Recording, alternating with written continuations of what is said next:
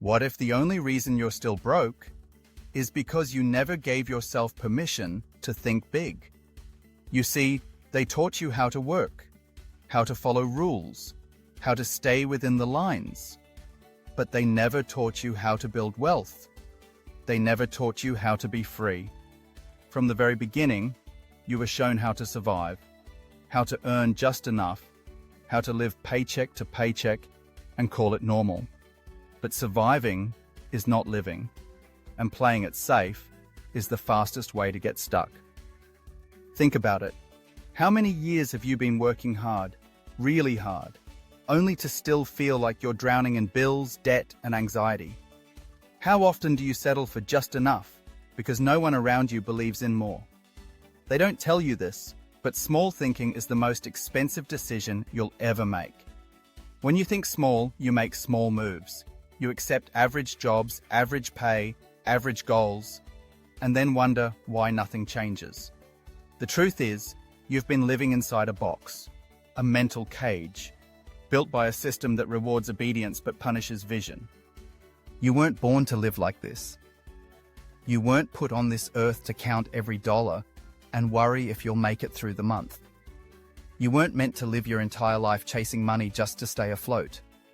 The reason you're stuck right now isn't because you're lazy. It isn't because you're not smart. It's because you've been conditioned to think small. But today, that changes. Because today, I'm going to show you the one shift that changed everything for me. It's not hype. It's not a secret formula. It's a mindset, a decision that broke me out of survival and led me to freedom. It's this: think big or stay small forever.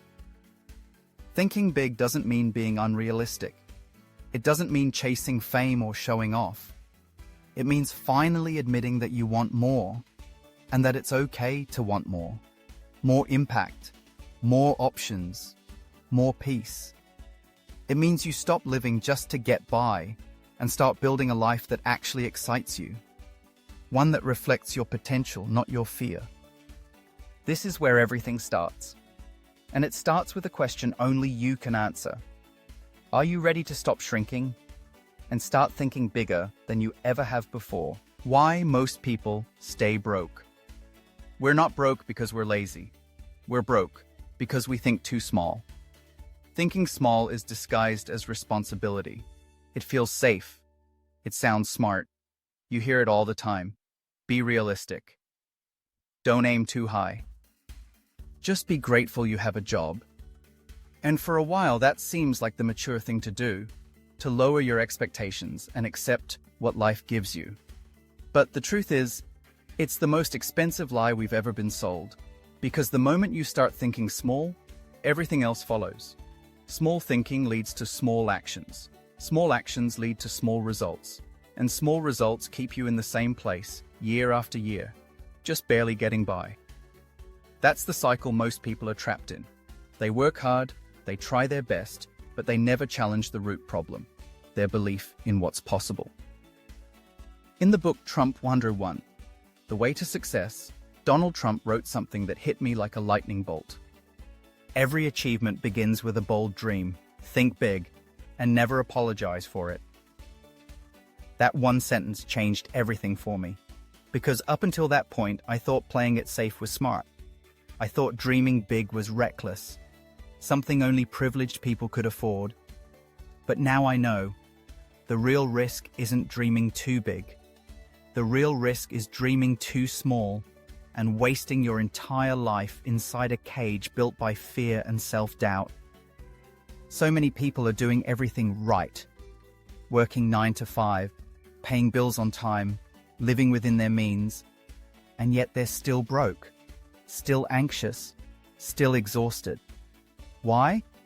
Because they never gave themselves permission to want more, to want freedom, to want financial peace, to want to live beyond survival mode. And that's the real problem. If no one ever told you that it's okay to think bigger, if no one ever showed you how to break that cycle, then let this video be that moment for you. Because from here on out, We're not shrinking, we're expanding. We're unlearning what kept us small and rebuilding a mindset that leads to success, not struggle. What thinking big really means. So what does it actually mean to think big? Let me be clear. It's not about wishful thinking. It's not about sitting around fantasizing, hoping one day life magically gets better. It's about something far more radical and far more powerful.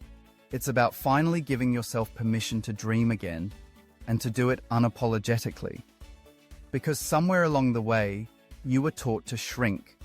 You were told to be realistic, to not get your hopes up, to settle for what you can get. But deep down, a part of you has always known you're capable of more. Thinking big is how you reclaim that truth. And here's how you start. Step 1. Set a goal so big, it scares you. If your goal is just to pay the bills, guess what? That's all you'll ever do. You'll live your life managing expenses instead of building wealth. But what if instead you wrote this down? I want to make $100,000 a year doing work I love. That's not just a financial goal. It's a declaration of freedom. And yes, it should feel intimidating, because anything worth doing always does at first. Step 2. Shift from self-focus to value focus. Most people are stuck in the wrong question. How can I make more money? But money isn't the goal, it's the result. The real question is, how can I help 10,000 people solve a real problem? When you focus on serving others, deeply, consistently, and authentically, money chases you. You become valuable. You become necessary. And the world pays attention. Step 3. Surround yourself with people who think big. Your environment is either feeding your vision or slowly starving it. And most people don't even realize they're living in a room full of small thinkers. People who complain about life instead of building one. But if you want a bigger life, you need a bigger circle. Mentors, books, podcasts, conversations that challenge you, stretch you, and wake you up. Choose your circle like your life depends on it, because financially it does. Thinking big is not some hype concept. It's a habit, a discipline. It's deciding every single day to look beyond what you can see and believe in what you can build. Because when you shift your mindset, everything else begins to shift with it. You'll stop settling. You'll stop playing small. You'll stop apologizing for wanting more. And instead, you'll start rising in confidence, in income, and in impact. What happens when you think bigger? When I started thinking bigger, everything began to change. Not just in my bank account, but in the way I saw myself, the way I made decisions, the way I showed up every day. I stopped wasting time on things that didn't matter. The gossip, the distractions, the small talk that led nowhere. I stopped trying to prove myself to people who weren't building anything of value. Instead, I began feeding my mind with the right voices, reading the right books, listening to people who were living the life I dreamed about. I started learning faster, because when your vision is clear, your focus sharpens. I began investing smarter, not just in stocks or businesses, but in myself, in knowledge, in skills, in the people I allowed into my world. And most importantly, I started working with purpose. I no longer showed up just to get through the day. I showed up to build something. I showed up to become someone. Thinking big didn't give me instant results, but it gave me direction. And in a world full of noise, that's rare. It didn't make life easier, but it made every challenge worth it. Because now I was no longer chasing money. I was building value. And that's the difference. When you think small, you hustle for money. You take what you can get. You trade time for dollars, always feeling like you're behind. But when you think big, you build systems. You create value. You solve problems that matter. And money becomes a byproduct of the impact you make. That's where true wealth begins. Not just financial wealth, but time wealth, peace of mind, purpose. You stop running the rat race and start writing your own rules. You stop trying to survive and begin to thrive. And suddenly you realize you were never stuck. You were just thinking too small for too long. That's what happens when you start thinking bigger. The world doesn't change overnight, but you do. And when you change, everything around you eventually catches up. From survival to freedom. The difference between a life of paycheck-to-paycheck stress and a life of financial freedom, peace, and purpose is not luck. It's not talent. It's not where you were born, who your parents were, or how many degrees you have. It's this: how big are you willing to let yourself think? That's it. Not just how hard you work, because millions of people work hard and still struggle. Not just how smart you are, because intelligence without vision is wasted potential. It's how far you're willing to let your imagination stretch, how boldly you allow yourself to want more, believe in more, and build more. But here's what keeps most people stuck.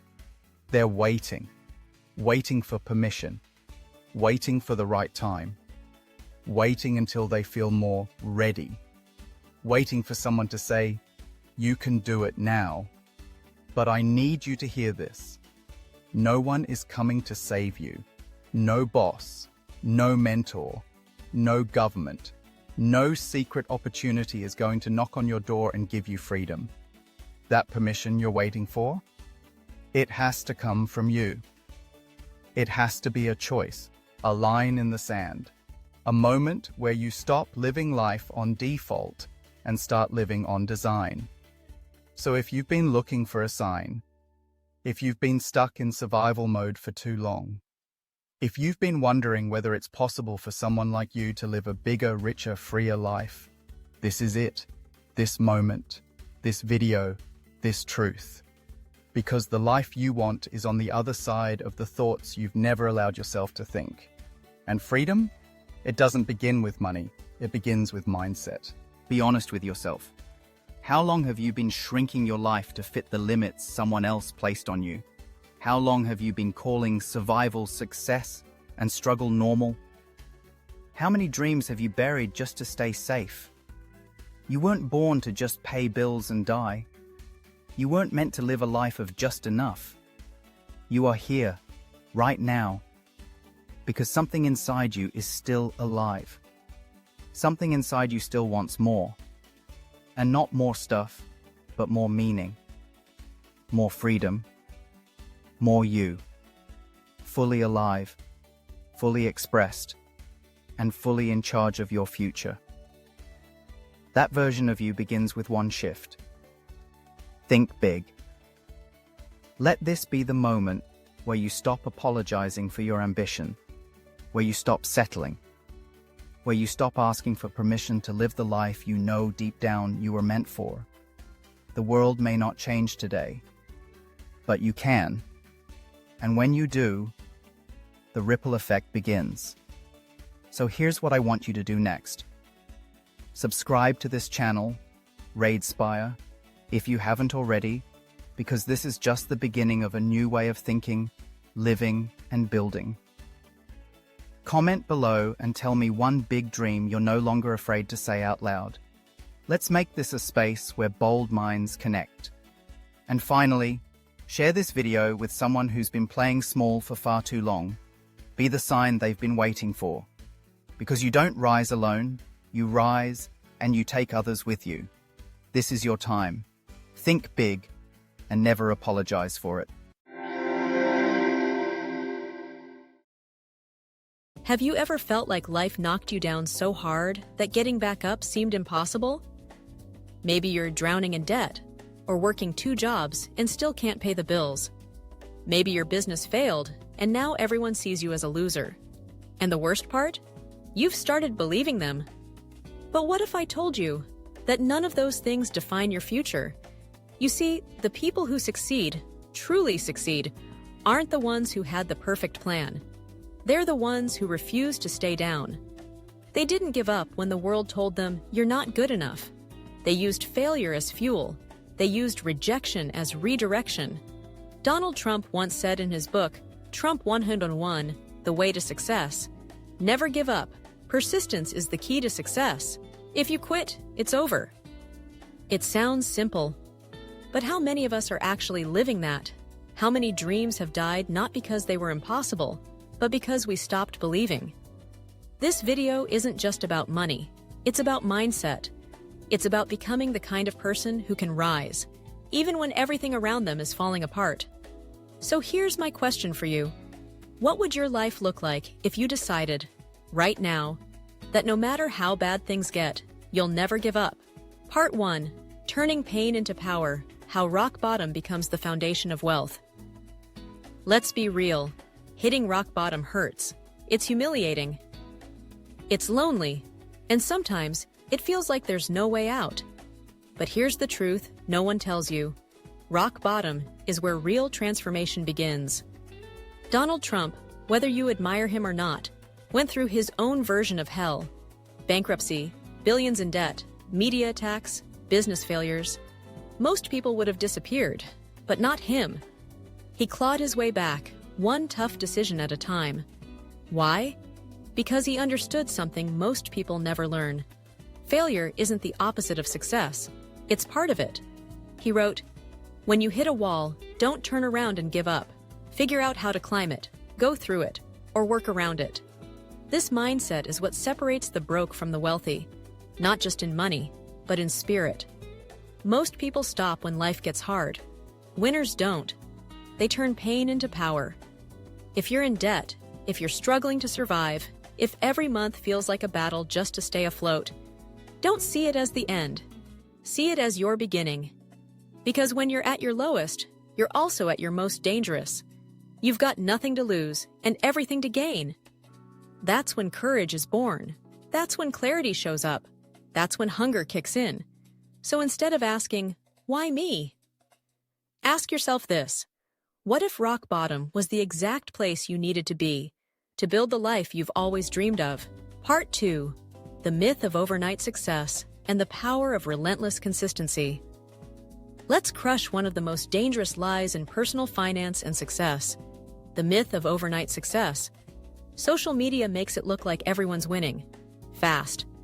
A teenager starts a business and becomes a millionaire in 6 months. Someone else posts a viral video and quits their job the next day. Suddenly, your steady grind feels pointless, too slow, not flashy enough. But here's what they never show you. The sleepless nights, the self-doubt, the 10 years of failing before the overnight success moment. Donald Trump put it simply in Trump 101.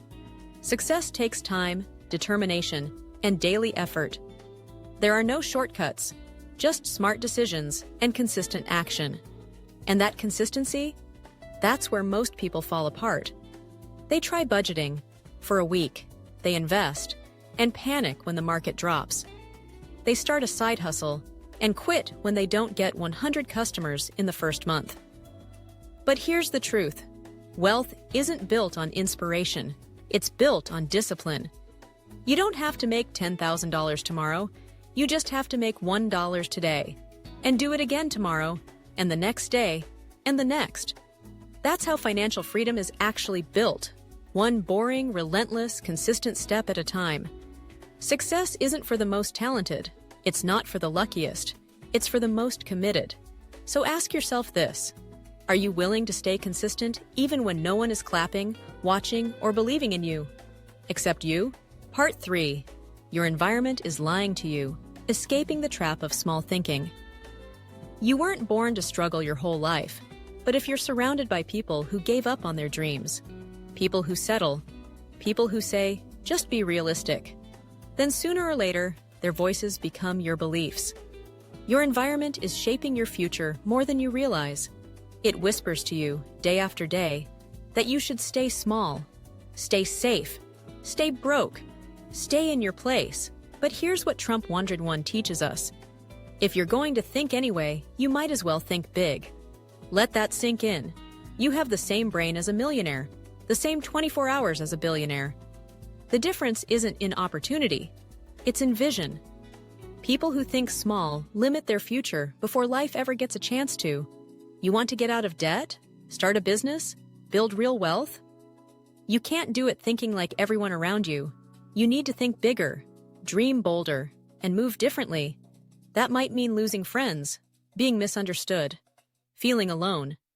But it's better to be alone on the path to greatness than surrounded by doubters in the prison of mediocrity.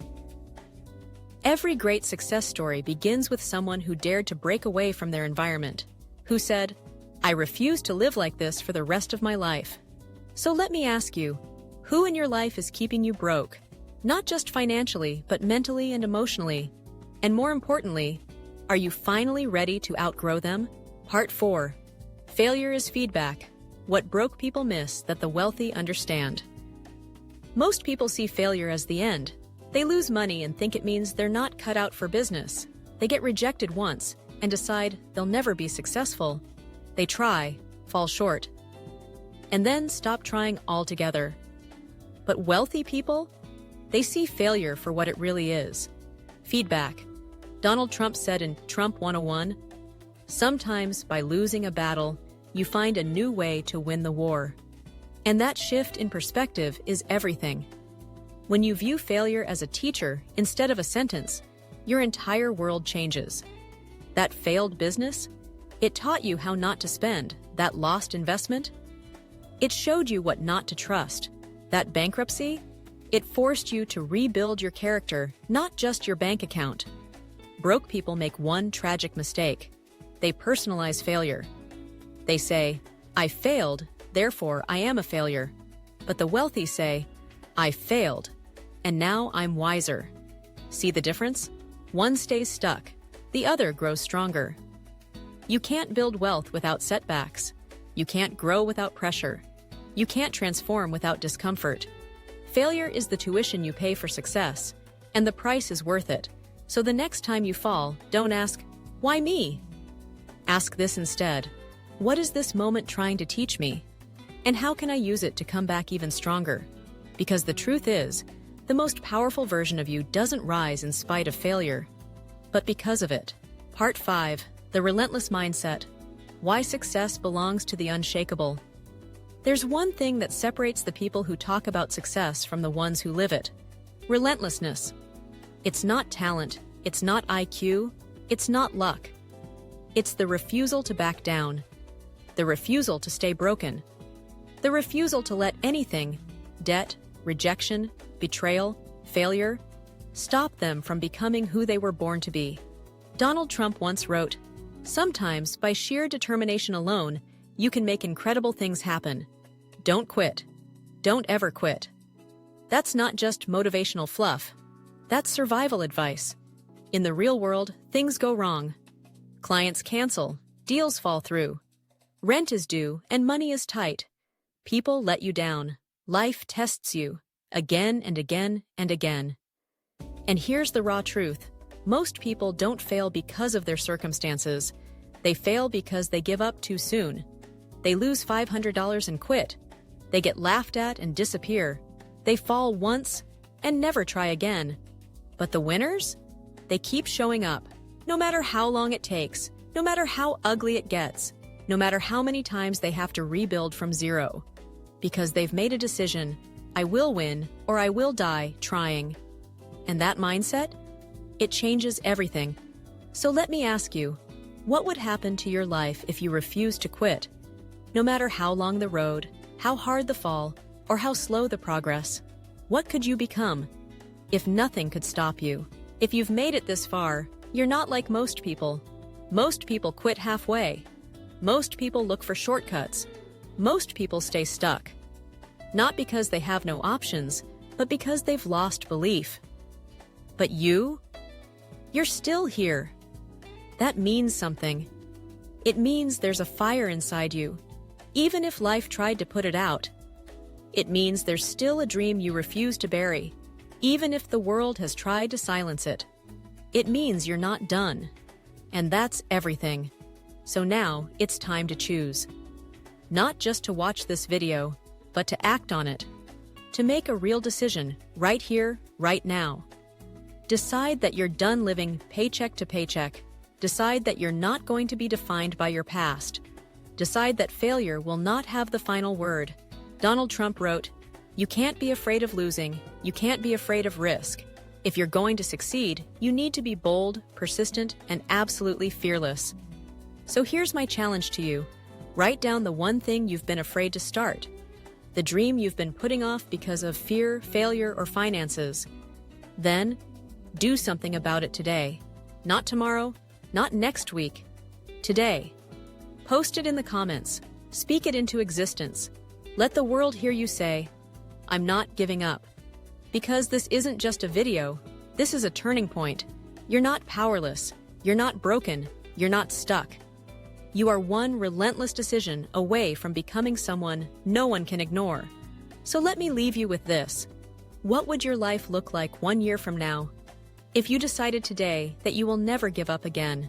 If this video spoke to you, don't forget to subscribe to Raidespire for more powerful content. Leave a comment to share your thoughts, and send this video to someone who needs it. Your support helps us reach and inspire more people every single day. What if I told you that your most valuable financial asset isn't your bank account, your job, or even your investments? It's your name, your personal brand. Think about it. When your name is mentioned in a room full of people, what image forms in their minds? Confidence? Trust? Excellence? Or nothing at all? In the digital age, your brand is your currency. It determines your opportunities. It opens or closes doors before you even walk through them. Whether you're a student, a freelancer, a corporate employee, or the CEO of a startup, you are your own brand manager. And here's the brutal truth. If you don't protect and invest in your brand, no one else will. In Trump 101, The Way to Success, Donald Trump didn't just talk about making deals or owning buildings. He hammered one idea again and again. Protect your name, guard your reputation, because your brand is your legacy, and your legacy is your leverage. If you've been feeling stuck financially, frustrated that your talents are overlooked, or tired of building someone else's dream, maybe it's time to ask a different question. Not, how can I make more money? Mesatis? Siege. But how can I become someone worth investing in? So let me ask you, what does your name say about you when you're not in the room? Part 1. Your brand is your bank. If you lost everything today, your job, your income, even your savings, what would still remain? Your answer should be your reputation, your name, your brand. And that, my friend, is more powerful than any paycheck. In the book Trump 101, The Way to Success, Donald Trump makes it crystal clear. Your brand is your calling card. Protect it with your life. Because in business, money follows trust. And trust is built on credibility. When people hear your name and associate it with excellence, integrity, and results, they will come looking for you, not the other way around. Let's break that down.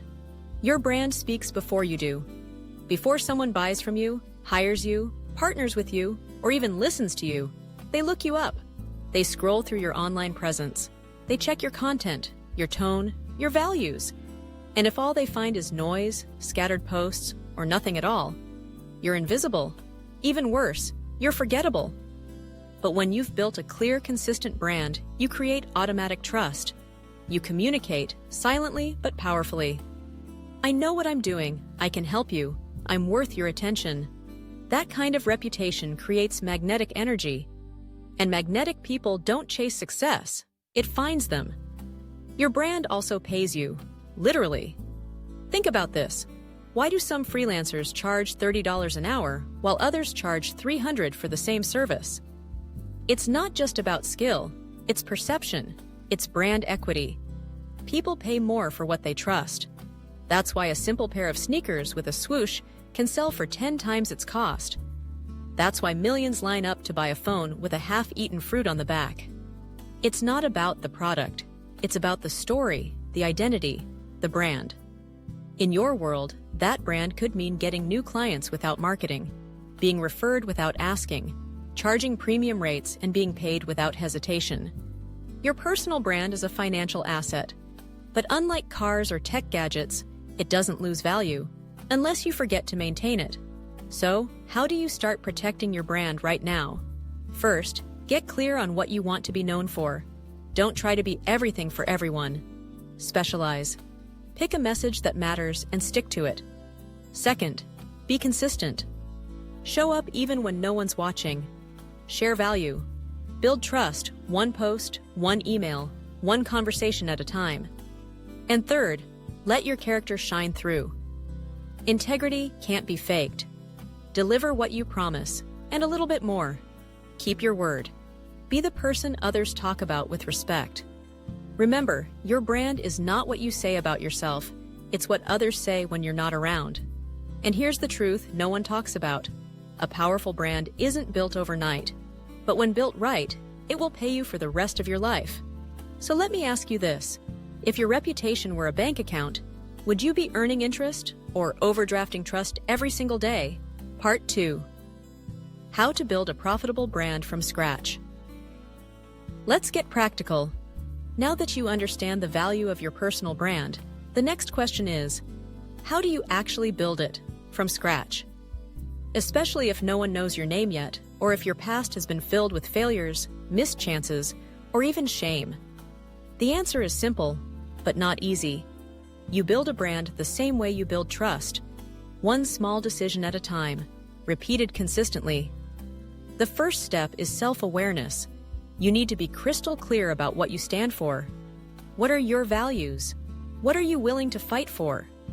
What do you want people to feel or say when they interact with your content, your business, or your work? A strong brand starts with strong positioning. And strong positioning comes from knowing exactly who you are and who you serve. So take out a notebook and write this down. I want to be known for Moong. Fill in that blank. Is it honesty, creative problem solving, discipline, encouragement? Whatever it is, own it. Don't try to copy someone else. The marketplace is overcrowded with fakes. What it craves is authenticity. And authenticity in a world of filters and scripts is rare, and therefore extremely valuable. The second step is visibility. A powerful brand cannot be built in hiding. You have to show up consistently. That doesn't mean you need to post every day on social media, but it does mean that your voice, your value, and your vision must live somewhere people can access it. Start small if you have to. Create a simple website. Write a short blog post. Record a 2-minute video with your phone. Speak at a local event. Offer value in a comment section. When you show up consistently with purpose and clarity, people will begin to notice. Don't worry about being perfect. Perfection doesn't build trust. Honesty does. If you fumble your words or your video looks low budget, it doesn't matter. What matters is that you keep showing up. People don't remember how polished you are at the beginning. They remember how far you grow. That journey is part of your brand story. Own it. Next comes credibility. This is where many people drop the ball. They show up once or twice, get some likes, and then vanish. But real credibility is earned over time. It's built through delivery. Did you do what you said you would? Did you serve well? Did you meet the deadline? Did you add more value than expected? When people know that your word means something, you've won. Because at the end of the day, branding is not about noise, it's about trust at scale. And now, let's talk about money. Because yes, your brand should make you money. A profitable brand is one that solves real problems for real people. It speaks directly to a specific pain or desire, and then delivers a solution. So ask yourself, what pain do I solve? What outcome do I help people create? That's your brand's income engine. Don't be afraid to charge for your value. Free is great when you're starting out, but over time, people must learn to pay for transformation. You are not just giving time, you are giving results. And results are priceless to the right audience. Finally, protect your brand like you would protect a treasure. That means saying no to shortcuts, no to partnerships that feel off, no to behavior that would damage the trust you've built. Reputation takes years to build and only seconds to destroy. Don't let one careless decision erase what took you years to create. Remember this: your brand is not a logo, a slogan, or a color palette. It is the sum of every interaction someone has with you. Make every one of those interactions count. So, here's a question to end this part. If someone came across your name for the very first time today, would they remember it tomorrow? Part 3. The hidden dangers of ignoring your brand. Most people don't actively destroy their brand. They simply ignore it. They assume branding is only for celebrities, influencers, or people selling products. So they go about their lives, focusing on skills, working hard, hoping that one day someone will notice. But in the real world, skill alone is not enough. Hard work alone is not enough. If no one knows your name, then your value remains invisible. And here's the harsh truth. If you don't define your brand, someone else will. Usually in a way that serves them, not you. Let me give you a real example. Imagine two people with the exact same talent. One has a strong personal brand. They show up online, they write, they speak. They're known for being reliable and insightful. The other is quietly excellent, but invisible. Guess who gets the job offer? The deal? The raise? It's not the better one. It's the better known one.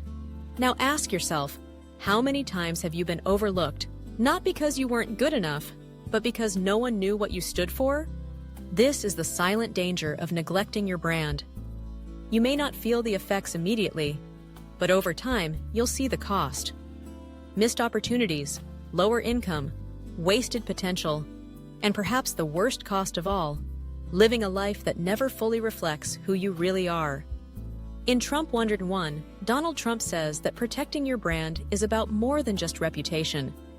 It's about long-term leverage. When your brand is strong, you can weather storms. You can bounce back from mistakes. You have something that no market crash or job loss can ever take from you: credibility. But when your brand is weak, you are disposable, replaceable, forgotten. And let's be honest, today's world moves fast. If you're not telling your story, someone else will replace you with theirs. If you're not showing up with intention, algorithms will bury you. And if you're not building your name, someone else's name will dominate your space. So here's the wake-up call. Every day you stay silent, someone else is gaining ground. Every time you downplay your worth, someone else is charging double. Every time you avoid the spotlight, someone else is building a platform with less talent but more courage. Protecting your brand isn't about ego, it's about stewardship. It's about recognizing that your life, your work, your message matters. And if you don't speak up, you rob the world of the very thing only you can offer. Now take a deep breath and ask yourself this: what is the price you've already paid by ignoring your brand? And are you willing to keep paying it? Part 4. Reputation is wealth. Turning your name into passive income. Let's get one thing clear. Reputation isn't just about being liked. It's about being remembered, being respected, being trusted. And when you become someone people trust, your name starts working for you, even when you're not in the room, even when you're asleep. This is the secret wealthy people understand that most others never learn. A good reputation is a renewable source of income. Think about it. If people trust your name, they will open your emails, they will watch your videos, they will share your ideas, they will buy your products, hire you, refer you, promote you. That trust compounds over time, just like interest in a savings account. But instead of earning 4% a year, a strong reputation can double your income, triple your reach, and create opportunities you never even applied for. In Trump 101, The Way to Success, Donald Trump emphasizes this idea repeatedly. He didn't just build buildings, he built a name that investors trusted, a name that attracted deals, loyalty, and power. The Trump brand became bigger than the man. That's not luck, that's strategic branding. You might say, but I'm not a billionaire. I don't have a brand. And I'd say, you're wrong. You already have a brand. The question is, are you shaping it intentionally or letting the world define it for you? If you're a graphic designer and people know you always deliver early and exceed expectations, your name will spread and clients will chase you. If you're a coach who genuinely changes lives, your name will show up in conversations you've never even been part of. If you're a student who leads with courage and integrity, opportunities will find you before you finish school. That is passive income. Not in the traditional sense of money you earn while you sleep, but in the form of trust and credibility that opens doors without your effort. Now let's talk strategy. If you want your name to start working for you, you need two things: proof and positioning. Proof means showing the world what you do and doing it well. Every project, every conversation, every post is an opportunity to build trust. Don't take shortcuts. Don't cut corners. People notice. Your reputation is being built every day, whether you realize it or not. Positioning means making sure the right people know who you are. It's not enough to be excellent. You need to be visible. Show up where your target audience hangs out. Speak their language. Offer value before asking for anything. Over time, your name becomes associated with results. And when people think of solutions, they think of you. That's how you turn your name into leverage. That's how your brand becomes a magnet. And that's how income finds you, without cold calls, without begging, without burning out. You become the product, and you become the promise. Now here's what most people miss. A great reputation isn't built by trying to impress everyone. It's built by showing up authentically for the right people. When you stop trying to be liked by everyone, and instead focus on serving your tribe with excellence and consistency, your brand becomes unstoppable.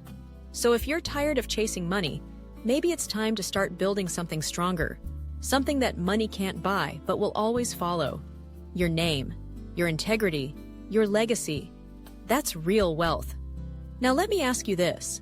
If your name were a brand on a store shelf, would anyone be lining up to buy what it represents? Let's take a step back. You came here looking for financial answers, maybe a strategy, a tip, a shortcut to more income. But what you found is something deeper. You found that the foundation of true, lasting wealth isn't found in the stock market, real estate, or crypto. It's found in your character, in your name, in the brand you're building every single day, whether you know it or not. The truth is, money comes and goes, but a trusted name, that stays, that multiplies, that opens doors you never knew existed. Think of the most successful people in the world.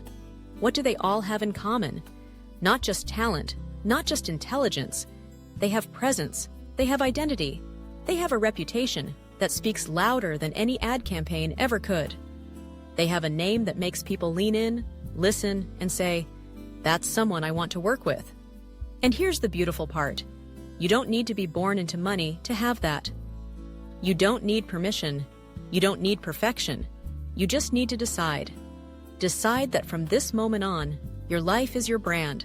Decide that every interaction you have, every promise you keep, every piece of content you share, is building your legacy. Decide that you're no longer going to wait for someone to choose you. You're going to become someone worth choosing. In Trump 101, the message is simple but powerful. Protect your name, because when your name is strong, your future is secure, even when the economy isn't. So, I leave you with this question. When you're gone, long after the paychecks stop, the posts fade, the jobs disappear, what will your name still be worth? Will you leave behind noise, or will you leave a legacy? If this message resonated with you, don't let it end here. Share it with someone you care about. Start building your name today, not tomorrow, not next year, now. Because the world doesn't need more noise. It needs more names that stand for something. And maybe yours is one of them. If this video touched something inside you, don't let it fade. You're not here by accident. You found Raidespire for a reason. This is not just a channel. It's a movement, a home for those who are tired of surface-level advice and are ready for real transformation. Financially, mentally, emotionally. So if you're serious about building not just income, but identity, not just success, but significance, then hit that subscribe button right now. Turn on the bell. because the next video might just change everything for you. Leave a comment below. What does your name mean to you, and what do you want it to stand for from now on? We read every word, we respond, because here at Raidespire, we grow together. And if this message reminded you of someone who's been playing small, share it with them. Let this be the spark they've been waiting for. You're not alone. You're not powerless. And your story is not over. This is Raidespire, where personal finance meets personal power. Have you ever wondered why some people work 16 hours a day and still wake up the next morning full of fire, while others dread Mondays even with a six-figure salary? Here's the truth no one wants to admit. Money alone is not enough. If you don't love what you do, success will feel like a prison dressed in gold. You'll be chasing paychecks instead of purpose, and over time, that emptiness becomes louder than any applause or bank balance. In the book Trump 101: The Way to Success, Donald Trump said something powerful. Without passion, you don't have energy. Without energy, you have nothing. That's not just a quote, that's a roadmap. If you're stuck in a job you hate, or building a life that doesn't excite you, this video is for you. Because when you love what you do, you become unstoppable. Passion becomes your fuel, your creativity flows without effort, and obstacles turn into stepping stones. I'm not here to sell you a dream. I'm here to help you rediscover yours. So now I ask you, if money wasn't an issue, what would you spend every day doing, and what's stopping you from starting that today? Part 1. The pain of doing what you don't love. Let's be honest, most people don't hate work because it's hard. They hate it because it feels meaningless. They wake up, clock in, grind, and clock out. Not for something they believe in, but because bills need to be paid. And over time, that silent sacrifice chips away at their soul. You see it every day. The cashier with dead eyes, the office worker who forces a smile at 9 a.m. and breaks inside at 5. The student who chose a major for the paycheck, not the purpose. Here's the truth. When you don't love what you do, you start counting the hours. When you do love it, you start making the hours count. In Trump 101: The Way to Success, Donald Trump reveals this brutal reality. If you're not enjoying your work, you're wasting your life. Let that sink in. If you're spending 8 hours a day doing something you don't care about, that's over 90,000 hours in your lifetime. Gone. Not invested. Wasted. And the cost is more than just time. It's mental health. It's emotional burnout. It's creativity suffocated. It's dreams postponed until someday, a day that might never come. You might say, but I need the money. Of course, we all do. But money without meaning is a trap. You make more, but you feel less. You buy better things, but feel worse inside. That's the paradox of financial success without emotional alignment. It looks good on the outside and rots on the inside. Let me tell you something personal. Years ago, I had a business that was making me 6 figures. Everyone around me said, "You made it!"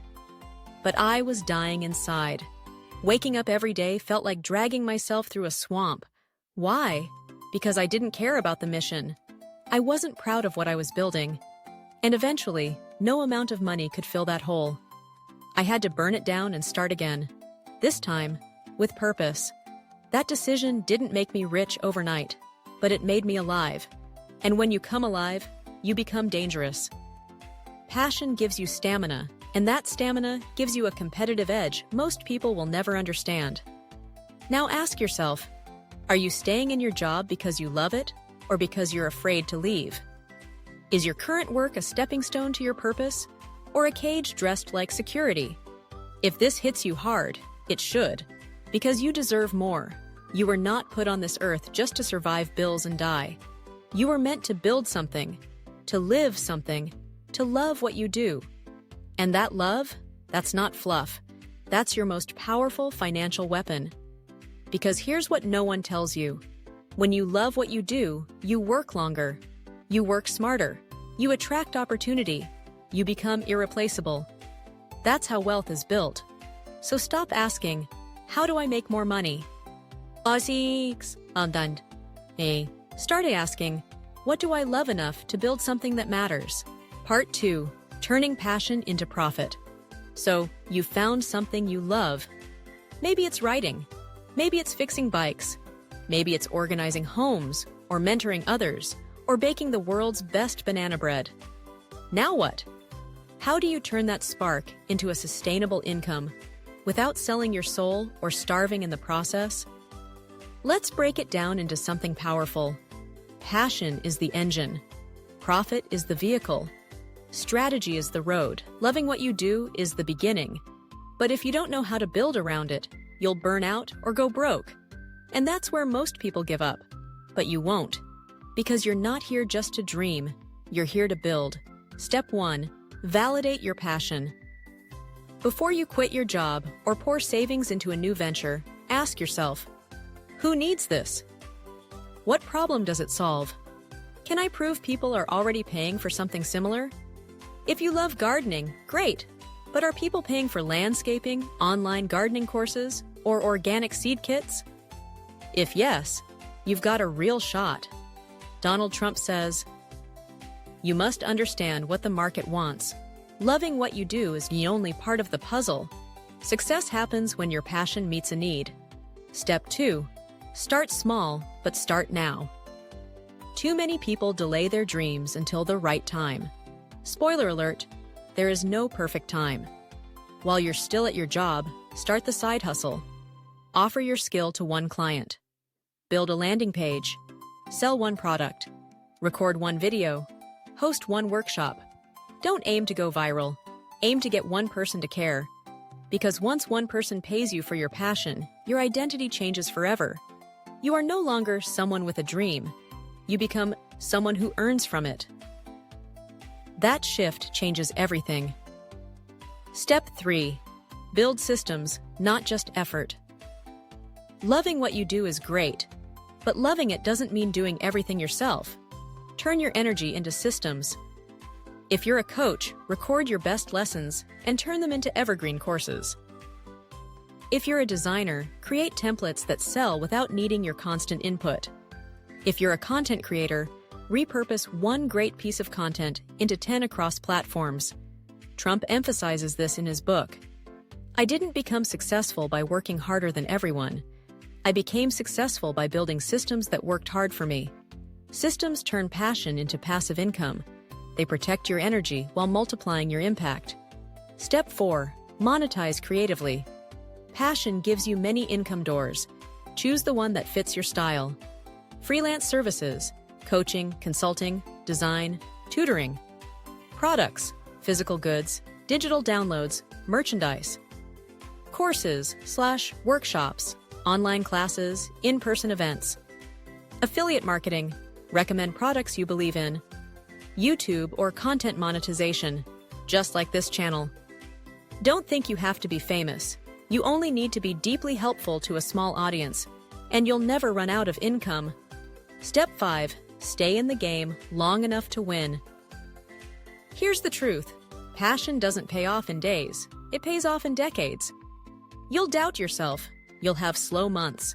But if you keep loving it, keep helping people, and keep improving, the compound effect will be unstoppable. That's why loving what you do is non-negotiable.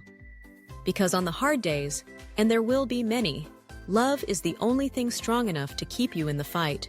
Part 3. The inner shift, from employee to creator. Before you ever earn your first dollar doing what you love, before your passion becomes a business, or your hobby becomes your livelihood, there's one shift that has to happen first, and it's entirely internal. You must begin to see yourself, not as a follower, but as a creator. Not as someone waiting for opportunity, but as someone building it. Here's the hard truth. Most people dream like entrepreneurs, but think like employees.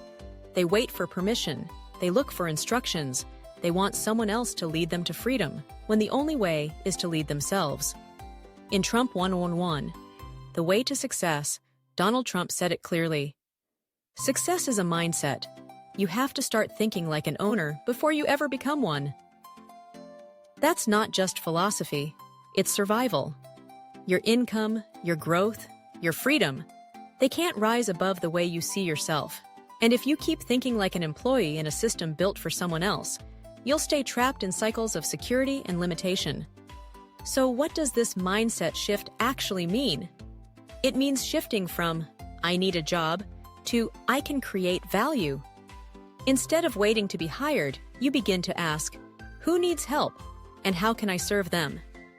You stop saying, tell me what to do, and start saying, I'll figure it out. This is the birth of self-leadership. Where employees crave stability, creators build systems that produce freedom. Where employees think in job descriptions, that's not my role, creators think in impact. If it matters, I'll do it. And perhaps most importantly, where employees say, I can't afford to fail, creators embrace failure as fuel, saying, that's how I learn faster. This isn't easy. In fact, it may be one of the hardest psychological upgrades of your life. But the reward? Everything changes. You stop renting your time. You begin to build assets, products, platforms, systems, and skills that continue working for you long after you've stopped working on them. You move from trading hours for dollars to creating something that earns while you sleep. Donald Trump didn't become successful just by working harder. He became successful by thinking bigger, by building systems and assets that kept growing. And now it's your turn. But here's what they don't tell you. Being your own boss isn't just about leaving your 9-to-5. It's about managing your emotions. It's about showing up even when no one's watching. It's about being disciplined, consistent, and relentless, especially on the days when results are invisible. As a creator, there's no one to praise you, to approve your choices, or to tell you, good job, you're on the right track. You'll have to clap for yourself. You'll have to lead yourself. And that's the moment you stop being ordinary. There's one more shift: ownership. Employees blame the system. Creators take full responsibility. Even when things are unfair, even when resources are lacking, they don't wait, they build. They don't complain, they create. Maybe you're thinking, but I've spent years in a job. Can I really become a creator now? The answer is yes. You don't need to feel ready. You need to act in alignment with the person you want to become. You need to practice thinking like a builder, even while you're still employed. Because when you truly love what you do, and you combine that love with belief, responsibility, and relentless effort, you become unstoppable. That's the real power of doing what you love. It's not just passion, it's not just joy. It's the fuel to build something the world needs, and something that will give you the freedom you deserve. Now let me ask you, what's one belief you've carried for years about money, work, or success that you're ready to leave behind today? Your transformation starts when you choose to release it. Part 4. The Inner Shift, from Employee to Creator. Before you ever earn your first dollar doing what you love, before your passion becomes a business or your hobby becomes your livelihood, there's one shift that has to happen first, and it's entirely internal. You must begin to see yourself, not as a follower, but as a creator. Not as someone waiting for opportunity, but as someone building it. Here's the hard truth. Most people dream like entrepreneurs, but think like employees. They wait for permission. They look for instructions. They want someone else to lead them to freedom, when the only way is to lead themselves. In Trump One-on-One, The Way to Success, Donald Trump said it clearly. Success is a mindset. You have to start thinking like an owner before you ever become one. That's not just philosophy, it's survival. Your income, your growth, your freedom, they can't rise above the way you see yourself. And if you keep thinking like an employee in a system built for someone else, you'll stay trapped in cycles of security and limitation. So what does this mindset shift actually mean? It means shifting from, I need a job, to, I can create value. Instead of waiting to be hired, you begin to ask, who needs help, and how can I serve them? You stop saying, tell me what to do, and start saying, I'll figure it out. This is the birth of self-leadership. Where employees crave stability, creators build systems that produce freedom. Where employees think in job descriptions, that's not my role, creators think in impact. If it matters, I'll do it.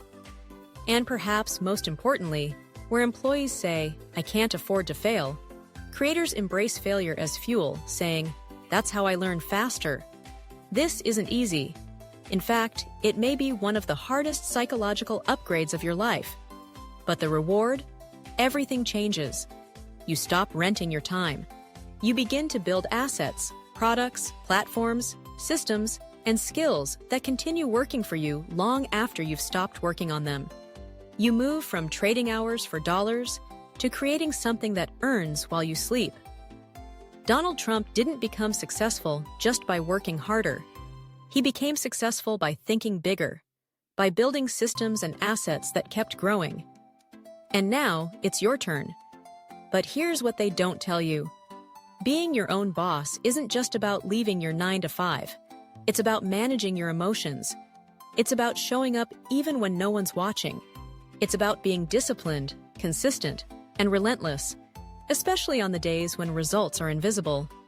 As a creator, there's no one to praise you, to approve your choices, or to tell you, "Good job, you're on the right track." You'll have to clap for yourself. You'll have to lead yourself. And that's the moment you stop being ordinary. There's one more shift: ownership. Employees blame the system. Creators take full responsibility. Even when things are unfair, even when resources are lacking, they don't wait, they build. They don't complain, they create. Maybe you're thinking, "But I've spent years in a job. Can I really become a creator now?" The answer is yes. You don't need to feel ready. You need to act in alignment with the person you want to become. You need to practice thinking like a builder, even while you're still employed. Because when you truly love what you do, and you combine that love with belief, responsibility, and relentless effort, you become unstoppable. That's the real power of doing what you love. It's not just passion, it's not just joy. It's the fuel to build something the world needs, and something that will give you the freedom you deserve. Now let me ask you, what's one belief you've carried for years about money, work, or success that you're ready to leave behind today? Your transformation starts when you choose to release it. Part 5. The long game. Staying in love when things get hard. Let's be honest. Loving what you do is easy when everything is working. When the sales are flowing, the likes are growing, and the feedback is glowing. It feels like you've found your dream. But the real question is, can you stay in love with what you do when things get ugly?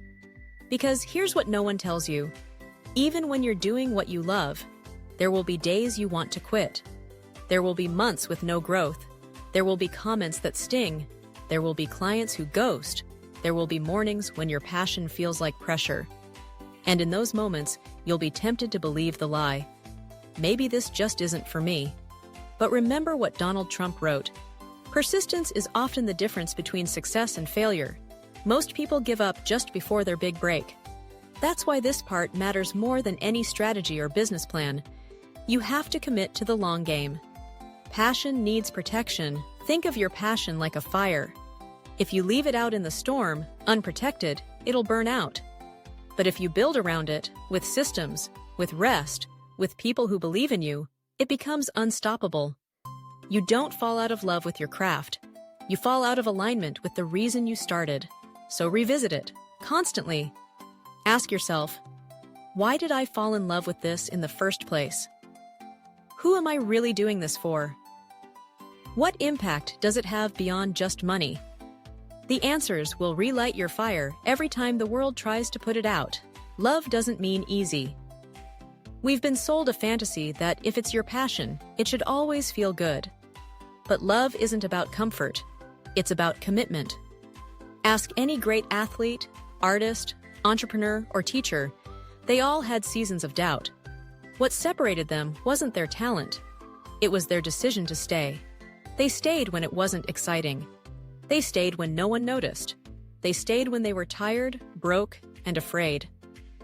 And that staying power, that's where greatness is born. Trump says it this way: the most successful people I know are the ones who kept going long after others quit. So don't confuse boredom with the end. Don't confuse slow progress with failure. And don't confuse hard with wrong. Build habits that support the love. If you want to stay in love with what you do, you need routines that protect that love. Block time for creativity, not just productivity. Celebrate small wins, not just big goals. Take breaks so burnout doesn't replace passion. Surround yourself with people who believe in your dream even when you forget it. This isn't fluff, this is survival. Because without structure, even love can collapse under pressure. Trust the timeline. We live in a world obsessed with speed. If you're not viral in 6 months, if you're not rich in a year, people assume you failed. But legacy doesn't move at the speed of likes. It moves at the speed of trust, service, and deep value. Remember this, you're not just building a brand, you're building a life. The person you become in the process is more important than the milestones you hit. So stay. Stay in love with the mission. Stay when it's hard. Stay when it's silent.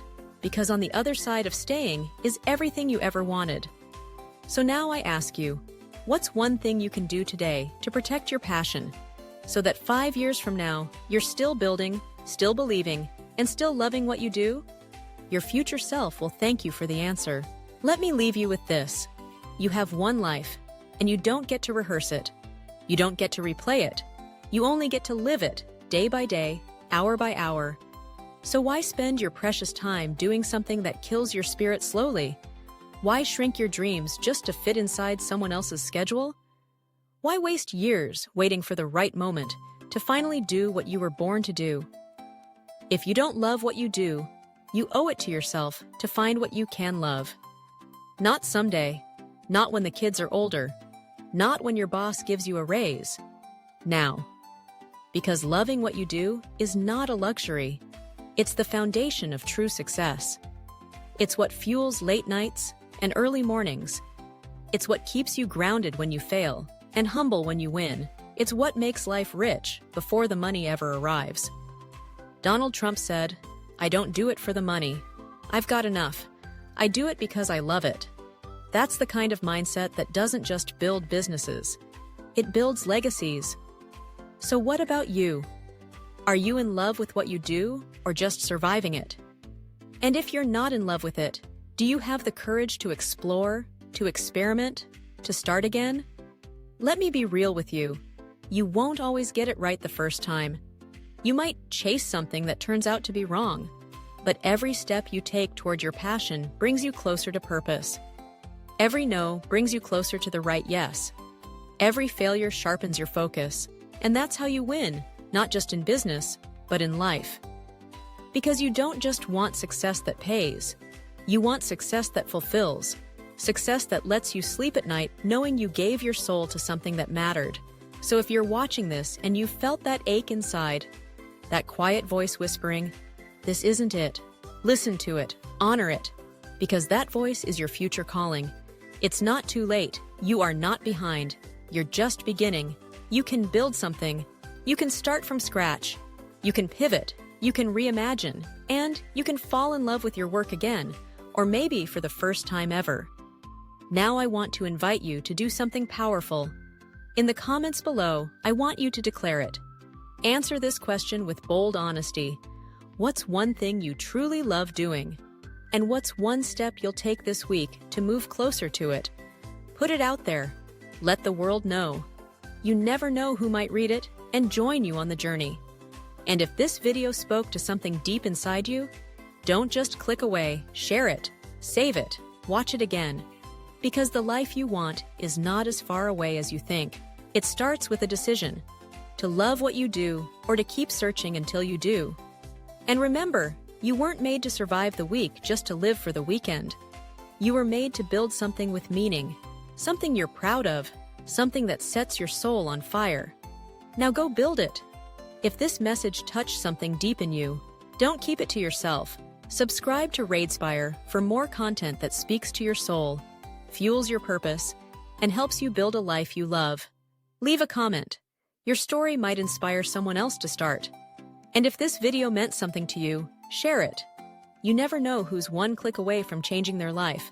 Let's grow together. Let's rise. This is Raidespire, where purpose begins. Have you ever walked away from a conversation feeling like you just wasted your time?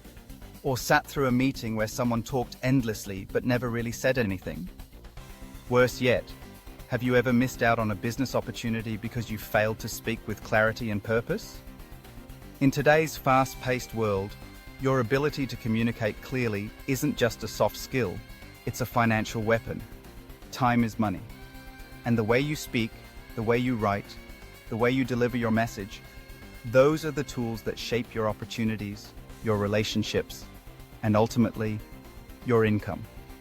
In his book, Trump 101, The Way to Success, Donald Trump emphasized a principle that sounds simple, but holds the power to transform your financial life. That principle is this: keep it short, fast, and direct. Why does this matter so much? Because in business and in life, clarity creates confidence. Confidence builds trust. And trust leads to action, whether it's closing a deal, landing a job, or persuading someone to invest in your vision. When you're clear, people listen. When you ramble, they tune out. So many people struggle financially not because they lack talent, but because they can't articulate their value. They can't pitch themselves in 30 seconds. They can't send a clear email that opens doors. They lose money every time they open their mouth because they speak in circles instead of speaking with impact. In this video, I want to help you change that. I want to show you how mastering this one skill, cutting through the noise and getting straight to the point, can completely shift your financial future. But before we dive in, ask yourself this: are you using your voice to create wealth or to silently destroy it? Part 1. The financial power of clarity. Speak money, not noise. If you can't explain what you do, why it matters, and how it helps others, in under a minute, you're not ready to make money. Harsh, but true. Clarity is currency. In business, in sales, in job interviews, and in everyday life, the person who communicates with clarity controls the room. Not because they speak more, but because they say exactly what needs to be said. No more, no less. Donald Trump wasn't just talking about speech when he said, keep it short, fast, and direct. He was talking about strategy. In business, every minute counts. When you waste someone's time, you lose their interest. When you respect their time, you gain their trust. And that trust is where transactions happen. Think about it. The best ads? Short and punchy. The best TED Talks? Clear and unforgettable. The best sales pitches? Direct, emotionally charged, and solution-focused. Not filled with fluff, just value. But here's where most people go wrong. They hide behind long words, abstract ideas, and vague sentences because they don't really understand what they're trying to say. They think sounding smart is more important than being understood. That's a costly mistake. Let me be brutally honest with you. Every time you ramble, every time you over-explain, every time you talk in circles, you're pushing opportunity away. You're pushing money away. You're pushing people away. Now imagine the opposite. Imagine being the person who walks into a room and commands attention, not by shouting, but by being concise, confident, and clear. Imagine being able to look someone in the eye and say, here's what I do, here's how it helps you, and here's why you should care. That's not just confidence, that's financial power. If you want to be taken seriously in business, in your career, in any negotiation, you need to train this skill like a muscle. And just like any skill, clarity can be learned, practiced, and mastered. In the next part of this video, I'll walk you through the exact strategies I used to sharpen my communication, so I could turn ideas into income and conversations into contracts. But before we move forward, ask yourself this: when you speak, do people take action? Or do they walk away confused? Part 2. How to train your financial voice. Most people think being a great communicator is about having a natural gift, a charismatic voice, or a vocabulary full of impressive words. But that's a myth. Powerful communication isn't about sounding smart. It's about being understood. If your words don't move people to think, feel, or act, then you're not communicating. You're just making noise. And in the financial world, noise costs money. Precision makes money. So how do you train your voice to speak value, not volume? The first step is ruthless self-awareness.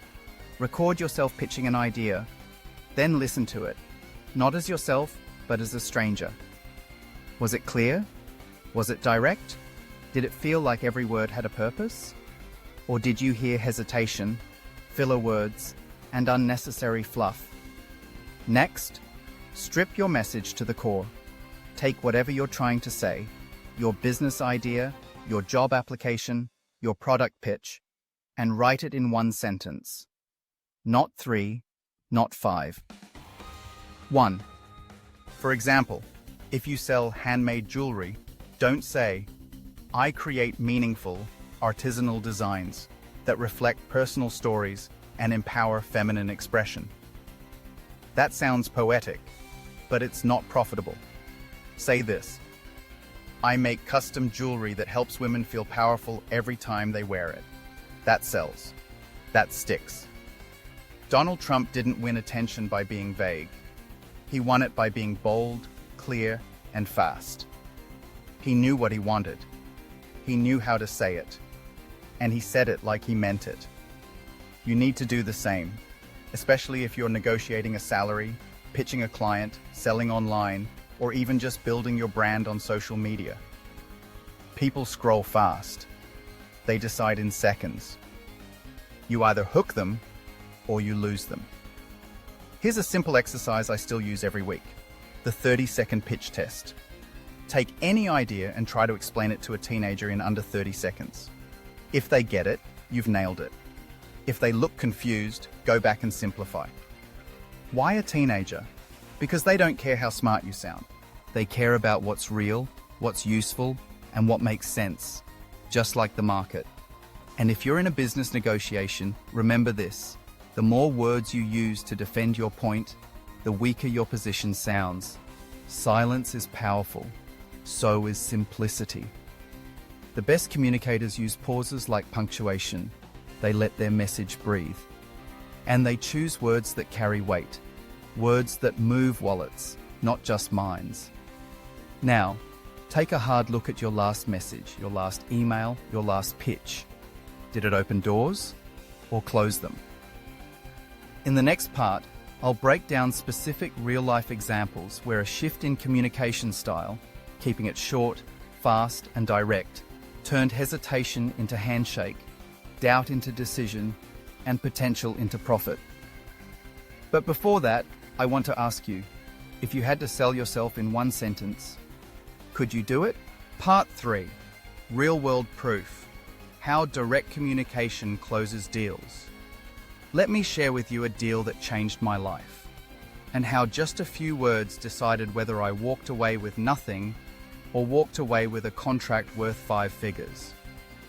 A few years ago, I was invited to pitch a service package to a group of investors. Everyone else before me had 20-slide PowerPoints, long backstories, endless data, and corporate lingo that no one could emotionally connect with. They were technically sound, but emotionally forgettable.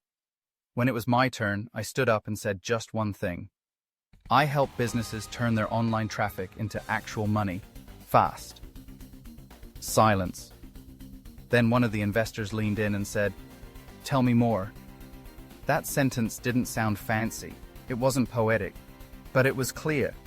It was fast. It was direct. And it made them want to listen. That pitch led to a full-scale contract and became the foundation for recurring income that still pays me today. Now compare that to another guy in the room who said something like, "We are an integrative consulting solution leveraging digital synergies to optimize user acquisition ecosystems across verticals." Not a single investor asked him a question. No one even remembered his name. Here's another story. A friend of mine is a financial advisor. When she first started, she used the usual line, I provide strategic financial planning services tailored to long-term wealth development. Clients nodded politely, but didn't call back. Then she changed her pitch to something raw and real. I help people stop stressing about money and actually keep more of what they earn. Her bookings tripled in 2 months. You see, when people understand you, they trust you. When they trust you, they buy from you. Trump understood this principle deeply. His speeches weren't perfect, but they were always strong, clear, and packed with intent. He didn't speak to impress. He spoke to move. That's what separates leaders from talkers. Direct communication cuts through doubt. It makes the listener feel like you're on a mission, not just rambling. And in today's world, where attention is the most valuable currency, you need to earn every second. Let's take this even further. Think about your personal brand, your Instagram bio, your YouTube channel description, your LinkedIn headline. If someone reads it for 5 seconds, will they understand exactly what value you offer? Will they want to know more, or will they scroll past? You don't get paid for being complex. You get paid for being clear. And this applies beyond business. In relationships, clarity sets boundaries. In leadership, clarity builds momentum. In negotiation, clarity wins the deal. Every moment you spend saying the wrong thing is a moment you could be making money or impact. So now I ask you, if someone gave you only 15 seconds to explain your mission, what would you say? Part 4. Mastering the art of short, fast, direct writing. You've heard the saying, words are powerful. But let me be even more specific. Written words are leverage. They sell for you while you sleep. They negotiate for you when you're not in the room. They build trust before you even show up. And just like in speech, when it comes to writing, longer doesn't mean stronger. In fact, most people lose attention after just a few seconds of reading. If your first sentence doesn't hook them, the rest won't matter. Let's get real. How many emails have you written that never got a reply? How many DMs have you sent that were ignored? How many resumes have been sent and forgotten? Chances are, it's not because you weren't good enough. It's because your words weren't sharp enough. So here's how we fix that. We write the way money moves. Short, fast, and direct. Start with your subject line. Whether it's an email pitch or a job application, the subject line is the gatekeeper. If it's vague or dull, it gets deleted. If it's clear and powerful, it gets opened.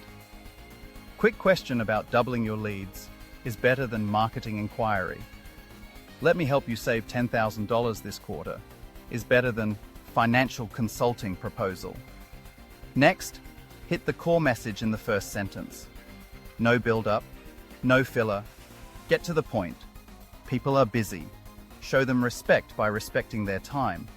Then, every sentence that follows should answer one of these 3 questions. What's in it for them? Why should they care now? What do you want them to do next? This is especially important in sales copy, job applications, and personal branding. You're not writing to inform. You're writing to convert. Whether it's attention into engagement, interest into action, or conversation into cash. I remember coaching a young entrepreneur who struggled to land clients. His emails were poetic, intelligent, and filled with jargon, but no one replied.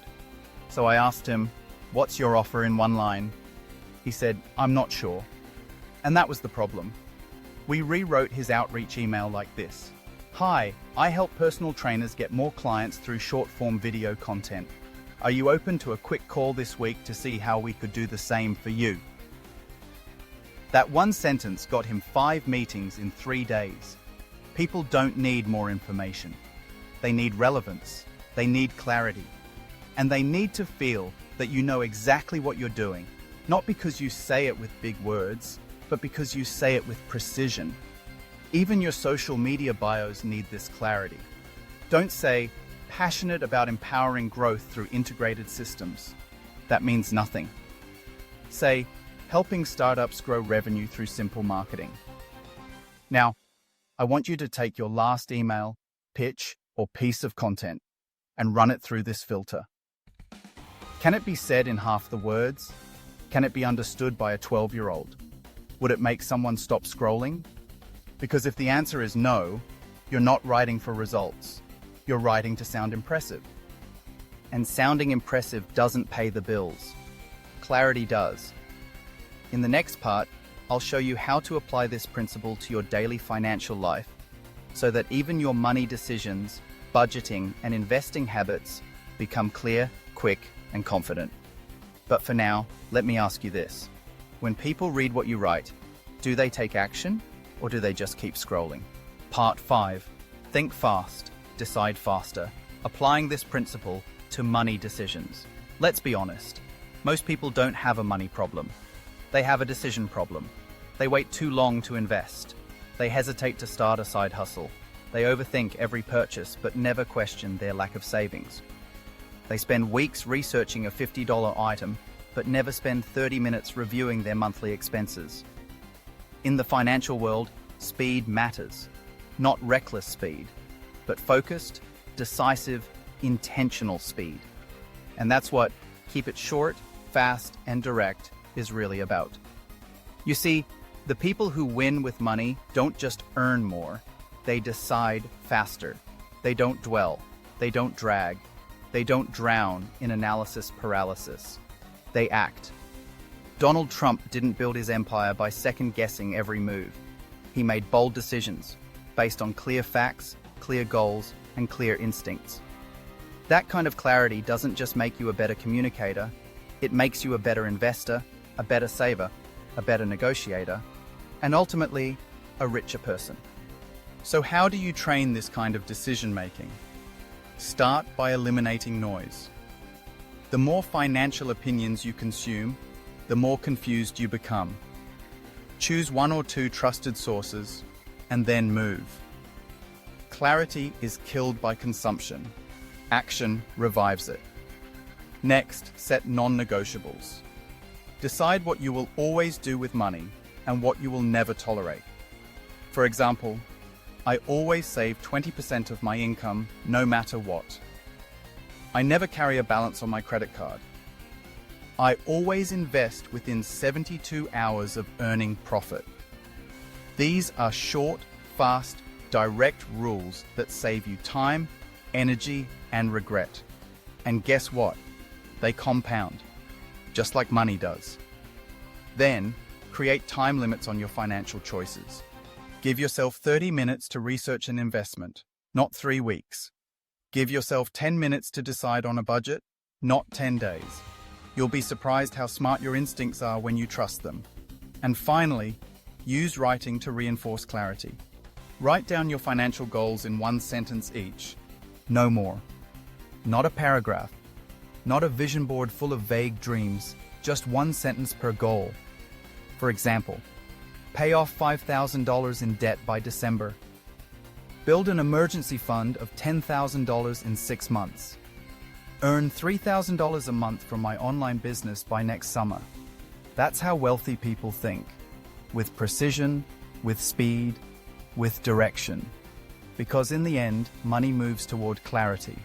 It avoids confusion. Confusion delays action. And delayed action is the thief of wealth. So ask yourself this. Are your money decisions fast enough to match your ambition?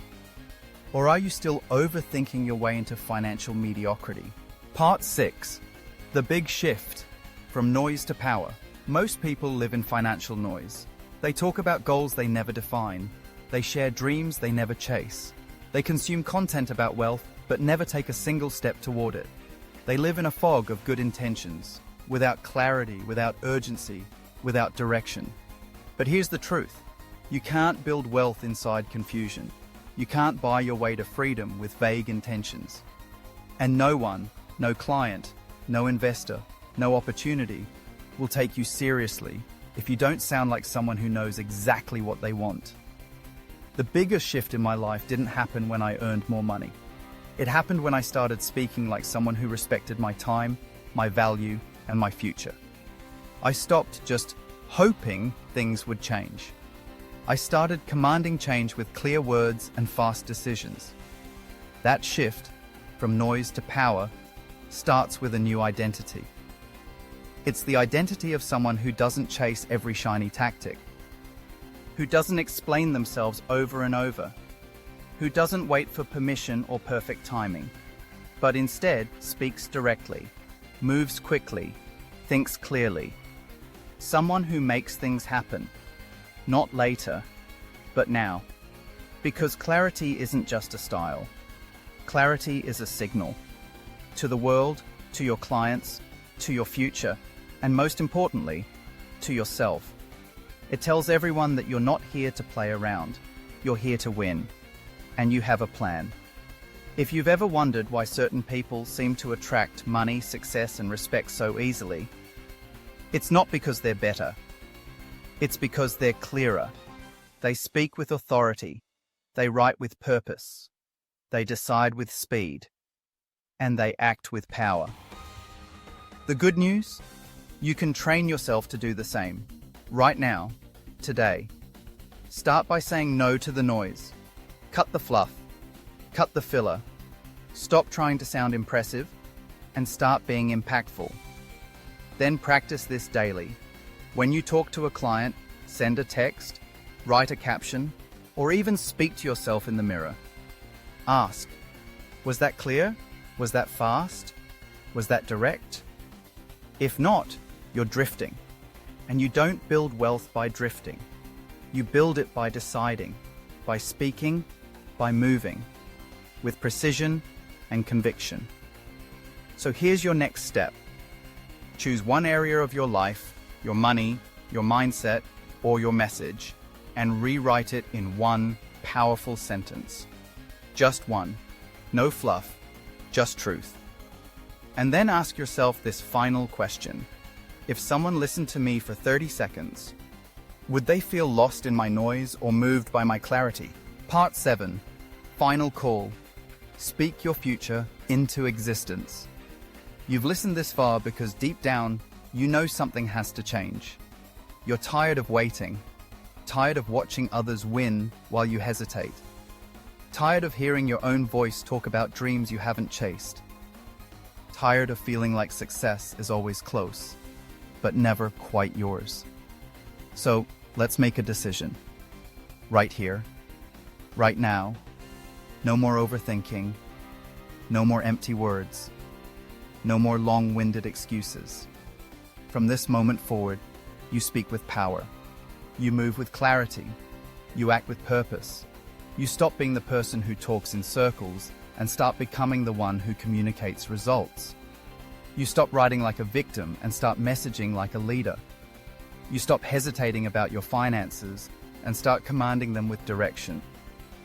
This isn't about motivation. This is about identity. You are someone who speaks life into your future. Someone who respects their time too much to waste it. Someone who understands that clarity is wealth. And every word you say, every message you send, every decision you make, either builds that wealth or breaks it. So here's what I want you to do. Take one area of your life that feels chaotic, confusing, or slow, and write it out in one sentence that is short, fast, and direct. Then say it out loud. Say it like you believe it. Say it like it's already true. Because until you speak your future with clarity, the world won't hear it. And if the world doesn't hear it, it won't respond to it. You can't afford to be vague anymore.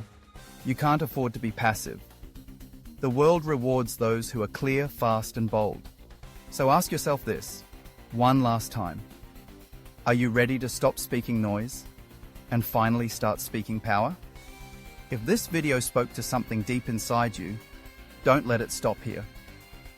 Subscribe to Raidespire and join a community that's rewriting the rules of personal growth, financial clarity, and purposeful living. Drop a comment. Tell us what hit you the hardest. And if this helped you, share it. Someone out there needs to hear this today. Maybe more than you know. Your voice matters. Your growth matters. Let's rise together.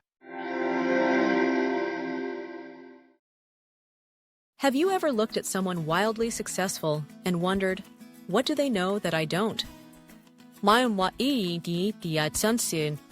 is it that some people seem to climb the ladder of success with purpose and power, while others stay stuck, spinning in circles, trapped in debt, anxiety, and survival? The difference is rarely luck. It's not always talent. Most of the time, it's proximity to the right people and the wisdom to listen. This video is not about shortcuts. It's about the single most powerful lesson from Trump 101, the way to success, a truth that's been echoed by billionaires, world leaders, and legendary entrepreneurs for decades. If you want to be successful, stop listening to people who aren't. Learn from the best. Donald Trump, love him or hate him, understood one critical thing: success leaves clues. And the fastest way to level up your income, your mindset, and your life is to study and model those already living the life you want. In this video, I'll share the raw truth, the hard lessons, and the exact mindset shifts that transformed my financial life, and how you can begin today, no matter where you're starting from. So pause for a second and ask yourself, who are you learning from right now? And is their life one you actually want? Part 1. The pain of staying average versus learning from masters. Most people are stuck financially, not because they aren't smart, but because they've spent their entire lives learning from the wrong people. Think about it. Your views on money probably came from parents who struggled to pay bills. Your work ethic came from teachers who never built businesses. Your mindset came from friends who think rich people are just lucky or probably corrupt. So what happens? You grow up repeating the same patterns, earning just enough to survive. You work harder, longer hours, but nothing really changes. Here's the uncomfortable truth that Trump 101 doesn't sugarcoat. You can't build a life of abundance while learning from people stuck in scarcity. Success requires you to shift your circle, change your input, because what you absorb becomes what you act on. I remember when I was dead broke, sitting in a small apartment I could barely afford. I was working 2 jobs. I thought I was doing everything right, saving a little, paying off debt, being responsible. But I was following advice from people who had never built wealth themselves, and no matter how hard I tried, nothing changed. Until I stopped asking for permission, and I started learning from people who had already built the life I wanted.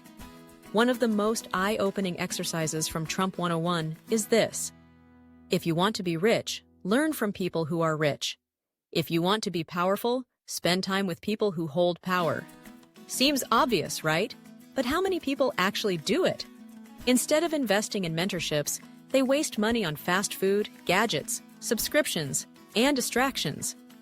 Instead of reading books that unlock wealth, they scroll endlessly on social media, listening to broke influencers shouting into the void. Here's what happens when you make the switch. Your thinking changes, your decisions shift, your network starts to evolve. Suddenly, money isn't this mysterious force. It's a game, and you finally understand the rules. Let me break it down even simpler. If you only learn from average people, you'll stay average. But if you begin learning from those who think differently, earn differently, and live differently, your results will begin to reflect that. Here's how you start. Read the books written by self-made millionaires. Not summaries. The real thing. Watch interviews and podcasts with people whose lives inspire you. Join communities where success is normal, not rare. Ask yourself daily, is what I'm doing right now helping me become who I want to be, or just keeping me where I've always been? This isn't about being perfect. It's about being intentional. Every time you choose to absorb the thinking of someone ahead of you, you're compressing decades of trial and error into days of transformation. And you don't need to have money to start. You just need hunger. That fire inside that says, I'm done settling. I'm done repeating cycles.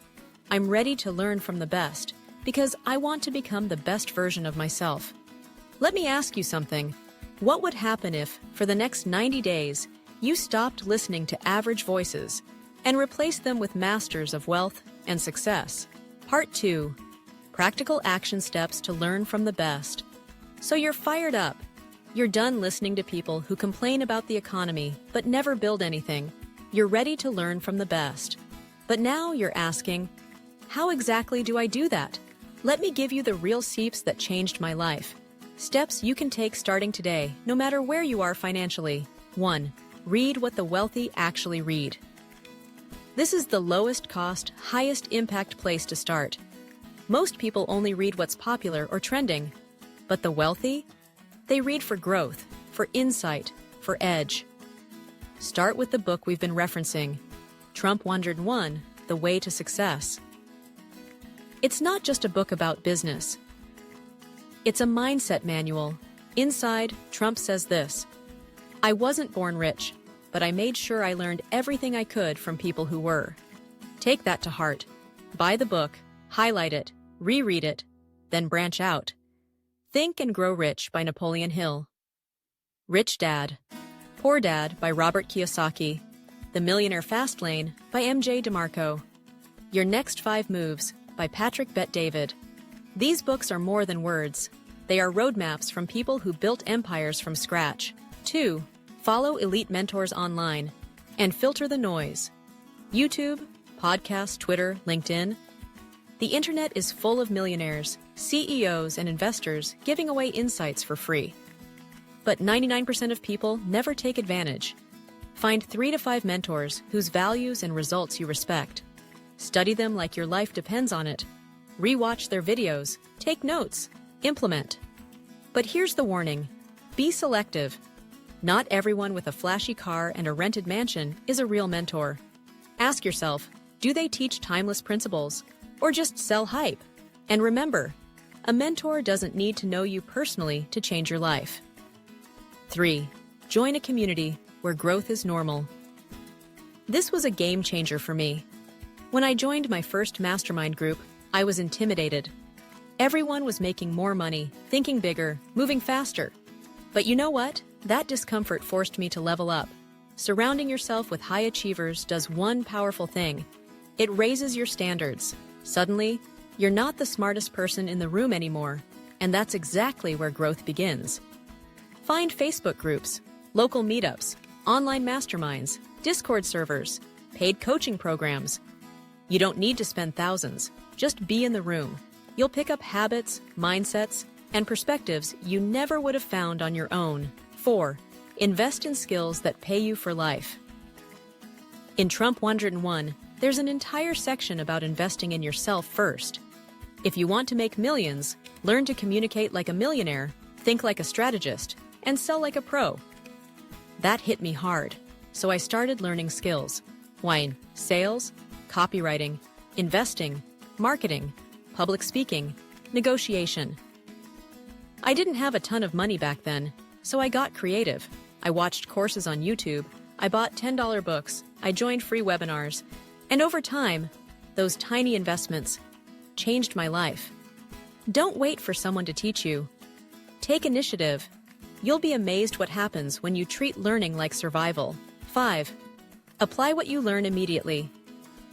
Knowledge without action is poverty in disguise. This is where most people fail. They collect information but never implement. Every time you learn something new, ask, how can I use this today? What decision would a millionaire make here? What habit can I build from this lesson? You want transformation? It starts with consistent, intentional execution. You don't need a 10-year plan. You need a powerful first step, today. Let me leave you with this. What's stopping you right now from picking one book, one mentor, and one habit to start learning from the best today? Part 3. Building relationships with the right people. Network like the wealthy. Here's a question most people never ask themselves. Who do I spend time with? And what is that time doing to me? Because whether you realize it or not, every person in your life is either pulling you forward or holding you back.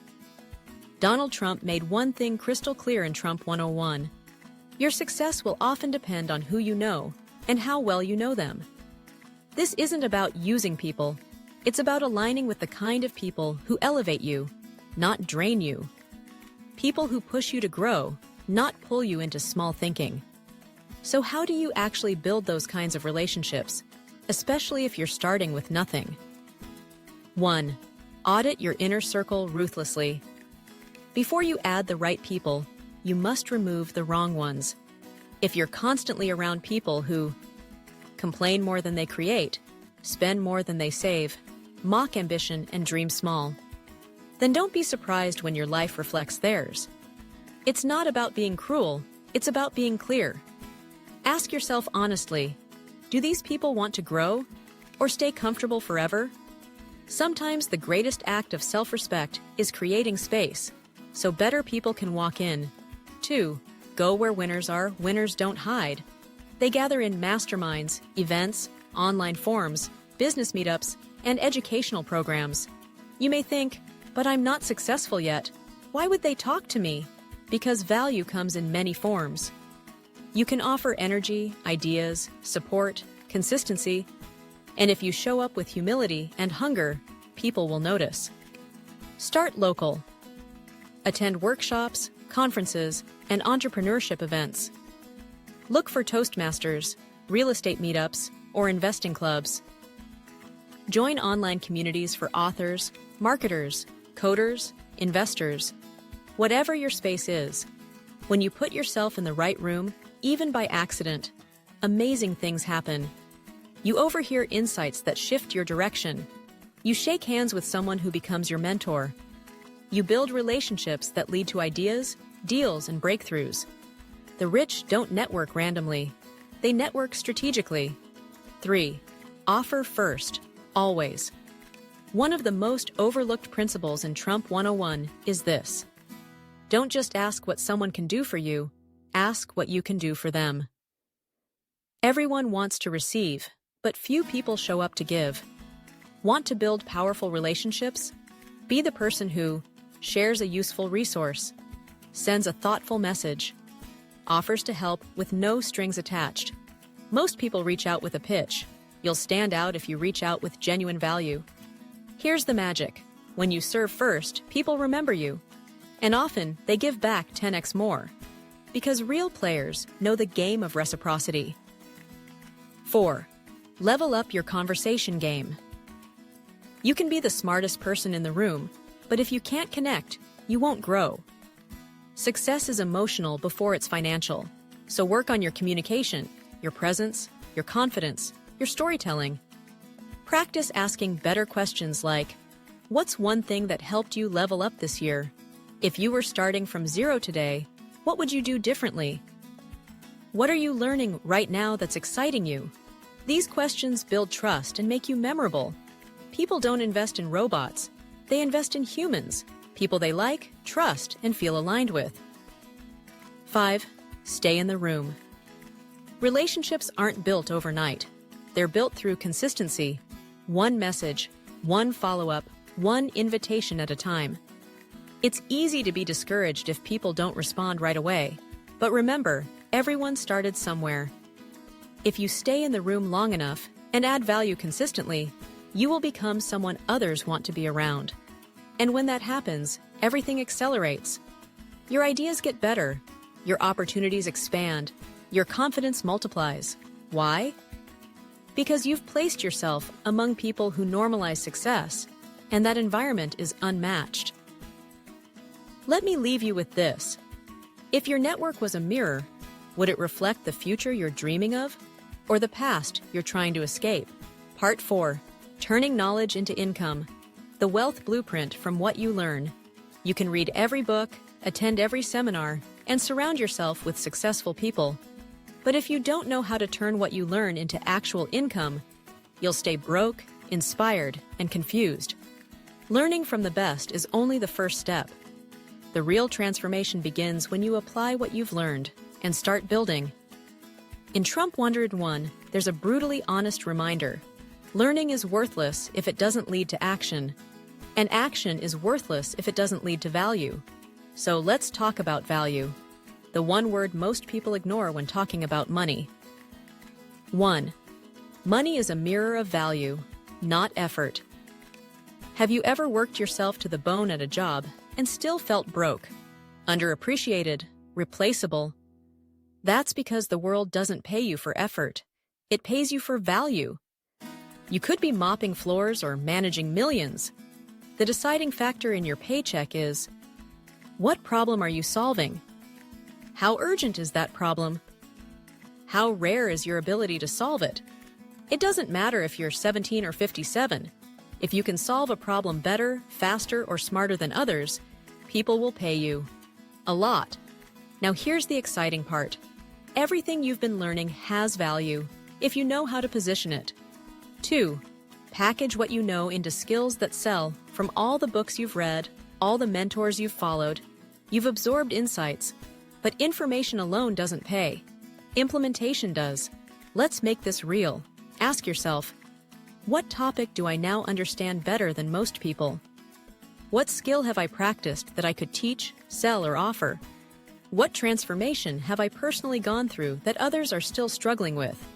Maybe you've learned how to budget better than your friends, how to explain investing to beginners, how to sell without sounding pushy, how to stay focused and disciplined while others procrastinate.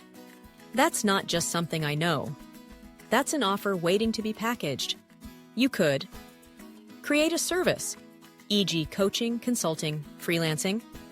Build a product, e.g. ebook, course, workshop.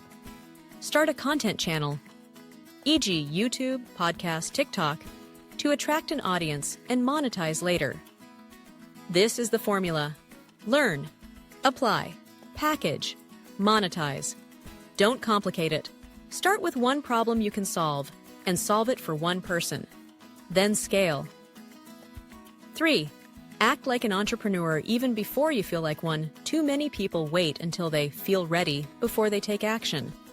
They want certifications, degrees, validation. But here's what most millionaires understand. You become valuable by solving real problems, not by waiting to feel worthy. Donald Trump built his brand before he had billions. He understood one powerful thing: perception drives opportunities, and value drives income. So how do you act like an entrepreneur today? Treat your time like an asset, not something to waste. Track the problems you see in people's lives. Ask, what do I know that could help solve this? Create small, simple ways to help, and charge humbly but confidently. Start small, but think long-term. You're not just earning money, you're building muscle, skill, confidence, clarity. 4. Build your own economy. When you learn from the best, apply their strategies, and monetize what you know, you stop depending on the system. You no longer fear layoffs or inflation or bad bosses. You stop asking, will someone give me a raise? And start asking, how can I raise my value? This is what Trump 101 teaches at its core. Create something that people want and deliver it better than anyone else. Then repeat. You become your own asset. You become recession-proof. You become free. So here's the next question. What is one thing you've learned this year that you could turn into income if you really tried? Part 5. Final thoughts. Why learning from the best isn't optional. It's urgent. Let's stop pretending you have forever. Because you don't. Every day you wait to upgrade your thinking is a day lost to small ideas, small habits, and small outcomes. The truth is, your life will only rise to the level of the people you learn from. And if you're not learning from the best, you're settling for less. There's no neutral in life. You're either growing or declining. You're either feeding your future or repeating your past. And right now, somewhere in the world, there's someone with fewer resources, fewer connections, and fewer excuses who is taking what they've learned from a mentor, a book, or a community, and building a life you'll one day wish you had the courage to chase. Don't let that happen. In Trump 101, there's a line that changed the way I live. The world doesn't owe you success, but it rewards bold learners who take action. That line burned into my mind, because for years I was passive. I waited. I hoped someone would hand me the key, but the key was always there. Learn from the best, model their moves, build your value, and multiply it. This isn't about becoming Donald Trump or any one person. It's about adopting the principle that made them successful. Proximity to greatness produces greatness. If you spend your life listening to broke people, your thinking will reflect it. If you surround yourself with excuse makers, you'll become one. But if you intentionally lean into wisdom from those who've built empires, you'll start building your own. You don't need to be ready, you need to be willing. Willing to invest in books, courses, and communities. Willing to leave the crowd and join the few who are actually doing it. Willing to stretch, to grow, and yes, at times, to be uncomfortable. But on the other side of that discomfort is everything you've ever wanted. Freedom, impact, legacy. Let me say this as clearly as possible. Learning from the best is not a luxury. It's the only path to lasting success. If you're tired of the paycheck-to-paycheck cycle, if you're done taking advice from people who are secretly miserable, if you know, deep down, you were made for more, then this is your invitation. Not just to watch success, but to create it. And that journey begins now. So I'll leave you with one final question. And I want you to sit with this, answer it honestly, and take action on it today. What's stopping you from learning from the best? And are you really okay with letting that thing stop you for another year? At Raidespire, we believe true transformation begins the moment you stop settling for average and choose to learn from the best. This video wasn't just about money or motivation.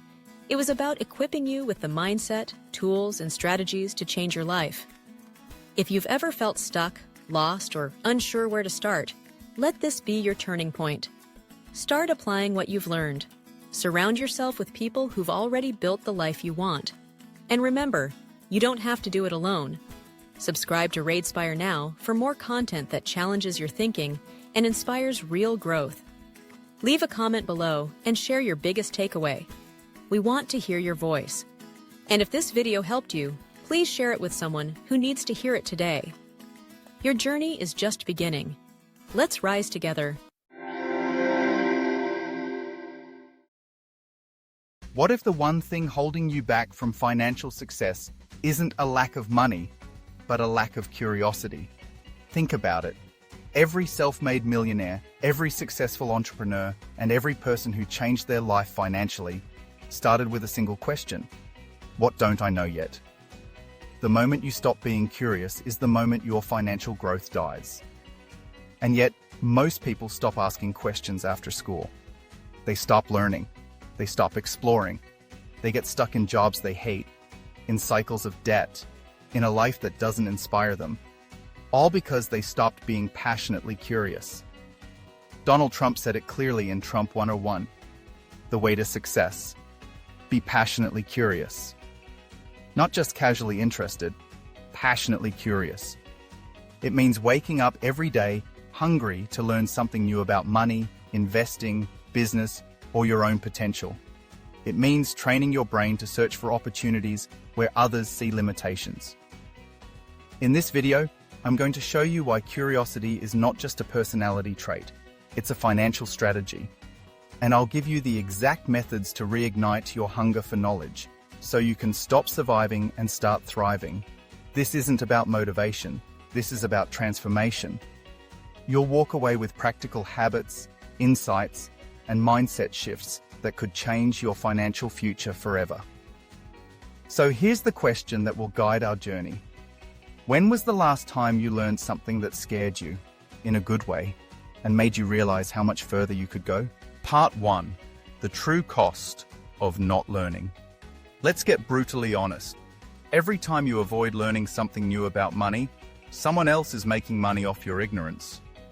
That might sound harsh, but it's the truth no one likes to admit.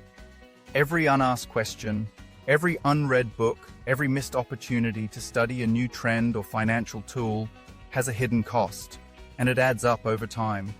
It's not just costing you knowledge, it's costing you freedom. Donald Trump said, "Learn as much as you can. The more you learn, the more you earn." This isn't just a clever rhyme, it's a law of life. And yet, most people still treat financial education as optional. They spend hours scrolling through social media, binge-watching shows, But ask them the difference between an asset and a liability, and they go silent. Here's what that silence costs you. 1. You overpay for everything. From credit cards to mortgages to taxes, you pay more when you don't understand how money works. Financial institutions thrive on the fact that most people don't read the fine print, don't question the interest rates, and don't learn how to negotiate. Your curiosity could literally save you thousands of dollars a year. 2. You work harder instead of smarter. People who stop learning usually get stuck trading time for money. They never build systems. They never invest. They never grow. Why? Because they never asked, is there a better way? Meanwhile, the curious ones study trends, explore side hustles, and find leverage. They grow even while they sleep. 3.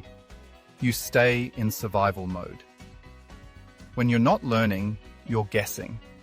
And guessing in the world of money is dangerous. You make poor decisions based on emotion, not education. You live paycheck to paycheck, not because you're lazy, but because you lack the mental tools to break free. Being curious means you stop guessing and start building. It means you study what works, who's winning, and why. I remember being broke and desperate, searching YouTube at 3 a.m. trying to figure out why I was stuck financially. And I stumbled on a video that asked a simple question. What are rich people reading that you're not? That question changed my life. I went down a rabbit hole. I started reading, watching interviews, signing up for online courses, even free ones. And piece by piece, I built a new mindset. That mindset turned into new actions. And those actions led to the financial freedom I have today. The secret was never in a shortcut. It was in becoming obsessively curious. How to break free, right now. Pick one financial topic this week. Budgeting, investing, taxes, credit, or side income. And study it like your life depends on it. Ask one uncomfortable question every day. What don't I know that could be costing me money? Follow the money trail. What are wealthy people doing that you're ignoring? Read their books. Watch their interviews. Decode their moves. Your breakthrough will come not from what you already know, but from what you're brave enough to explore next. So, I'll leave you with this. If your financial life stays exactly the same a year from now, will you be okay with that? Or is it time to get curious enough to change it? Part 2. How to cultivate daily curiosity that builds wealth. If curiosity is the key to unlocking wealth, then the real question becomes, how do you stay curious every single day when life is busy, overwhelming, and uncertain? Let's be honest. Most people want to learn. They mean to improve. They say things like, I'll read that book when I have time, or I'll look into investing next month. But somehow, the days turn into years, and they're still stuck in the same financial patterns. Why? Because curiosity isn't just a feeling. It's a habit. It's something you train, something you feed. And like anything worth building, it requires structure and consistency. Donald Trump emphasized this in Trump 101, the way to success. Always be learning, always be asking. That mindset isn't reserved for CEOs or entrepreneurs. It's for anyone who wants out of survival mode, for anyone who's tired of living paycheck to paycheck, wondering why others get ahead while they stay stuck. So here's how to turn curiosity into a wealth-building machine. 1. Design a curiosity ritual. Every successful person I've met has a personal learning routine. For me, it's 30 minutes of focused study each morning before the world wakes up. No distractions, just learning. You can start smaller. 10 minutes reading a book on money or mindset. 1 new podcast or YouTube video on finance per day. Following 1 financial expert on social media whose content makes you think. This is your mental gym. You don't see results overnight, but after 90 days, you won't recognize your mindset. 2. Ask better questions. Curiosity thrives on questions, but not just any questions. Questions that challenge your assumptions. Here are 5 questions I ask myself weekly, and I recommend you write them down. Where is my money leaking without me realizing it? What's one skill I can learn that will increase my income this year? What are wealthy people doing today that I haven't even considered? If I lost all my money tomorrow, what knowledge would help me rebuild? What financial system do I need to learn next? Budgeting, credit, taxes, or investing? The quality of your questions determines the quality of your growth. 3. Study the right people. Be careful who you learn from. The world is full of advice, but not all of it leads to freedom. Find mentors who live the life you want, not just those who talk about it. Follow people who have real results. Share their failures, not just their wins. Make complex ideas simple. I used to study Donald Trump, not because of politics, but because of patterns. The way he speaks, the risks he takes, the confidence in decision-making. It all comes from deep curiosity and lifelong learning. When you observe the habits of those ahead of you, you start to think differently. And when you think differently, you act differently. 4. Build a feedback loop. Curiosity isn't just about absorbing information. It's about reflection. What did you try this week? What worked? What failed? What will you do differently? Every week, review your growth. Did you learn something new?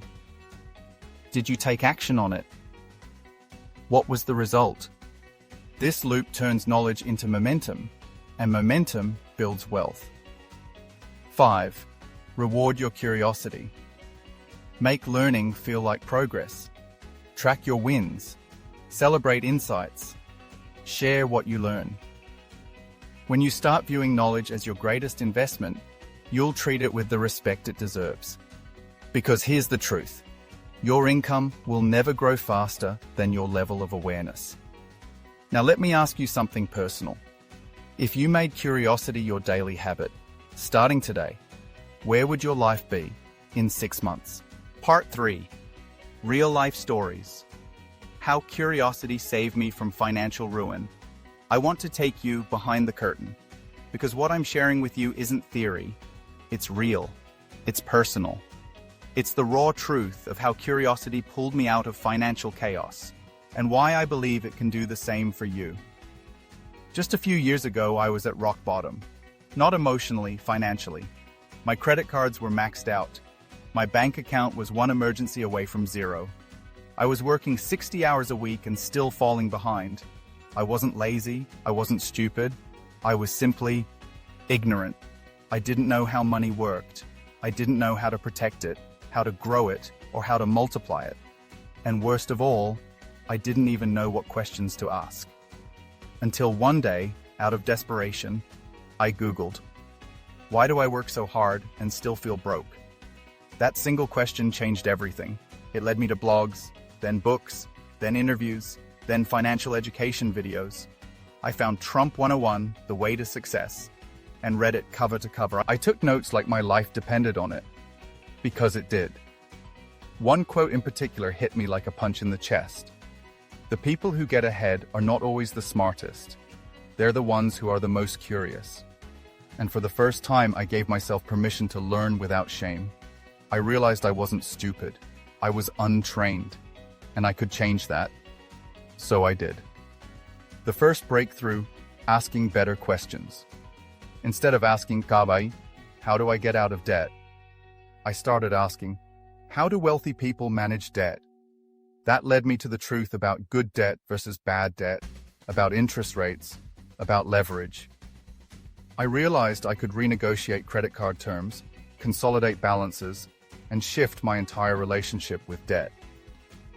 I saved over $8,000 in interest that year because I asked a better question. The second breakthrough, reading like my life depended on it. I made a rule, 20 pages of financial reading a day. Books like Rich Dad, Poor Dad, The Millionaire Next Door, The Psychology of Money, and yes, Trump 101. Within a few months, I no longer felt like a victim of my financial situation. I felt like a student. And then, I felt like a leader. And eventually, I became a creator. I started investing in my skills. I launched side hustles. I created value. And I got paid for it.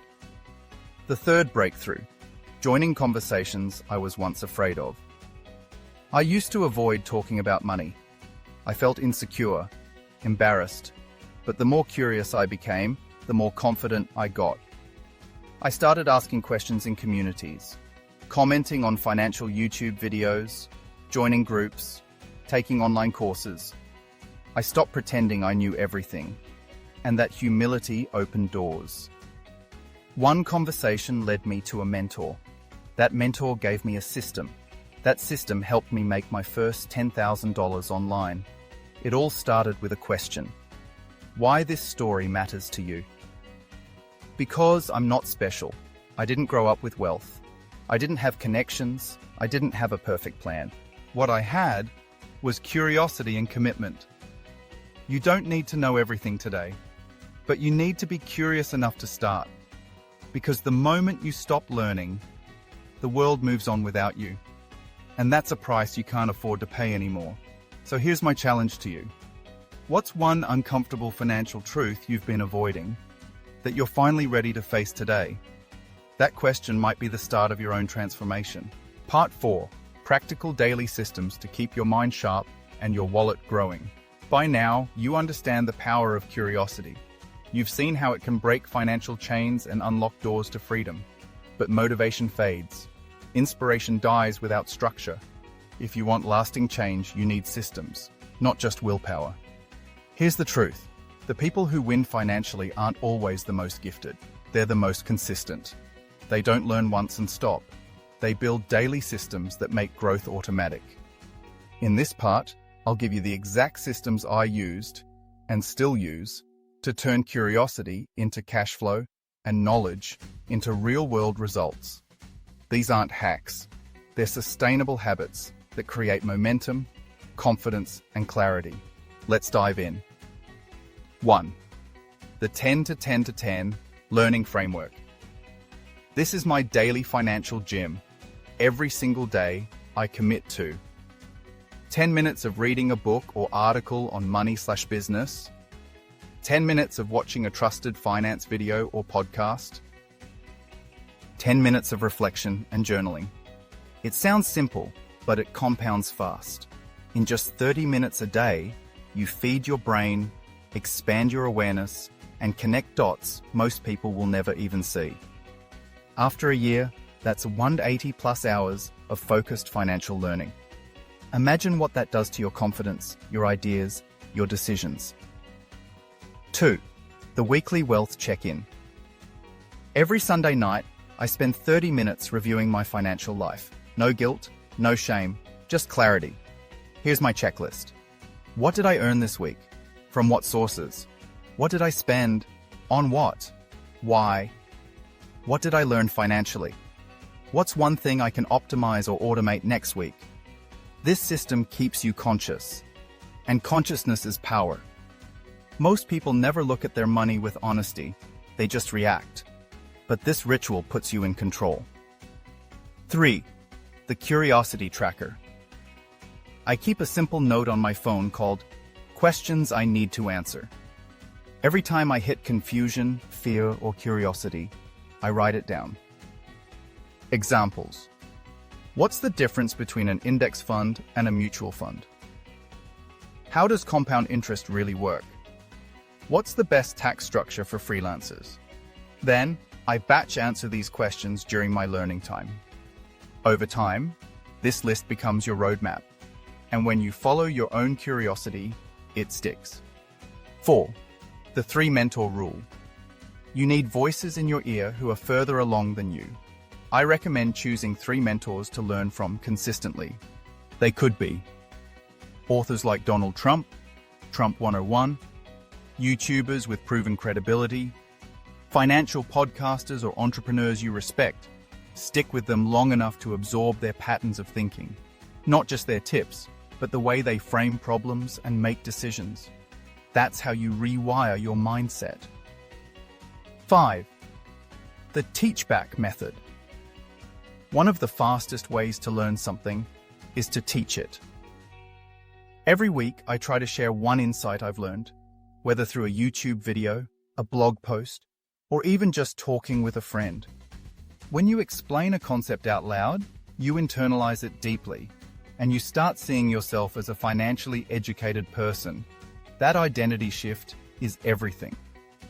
Why these systems matter? Because life gets messy. You'll get tired, you'll get busy, you'll feel like quitting. But systems protect your progress when motivation disappears. And more importantly, these systems prove something powerful to yourself. You're not just someone who wants to grow, you're someone who is growing. That shift, that's when everything starts to change. So here's your next move. What one system can you commit to this week so your financial learning becomes automatic, not accidental? Write it down, commit to it, track it, and watch what happens when your growth is no longer a question of if, but simply a matter of when. Let's take a breath and step back. You've come this far because you're different. You're not just casually curious, you're hungry. You want to break free from mediocrity, from stress, from the quiet fear of not being enough. You want freedom, peace, power. And the path to all of that is what we've been building together.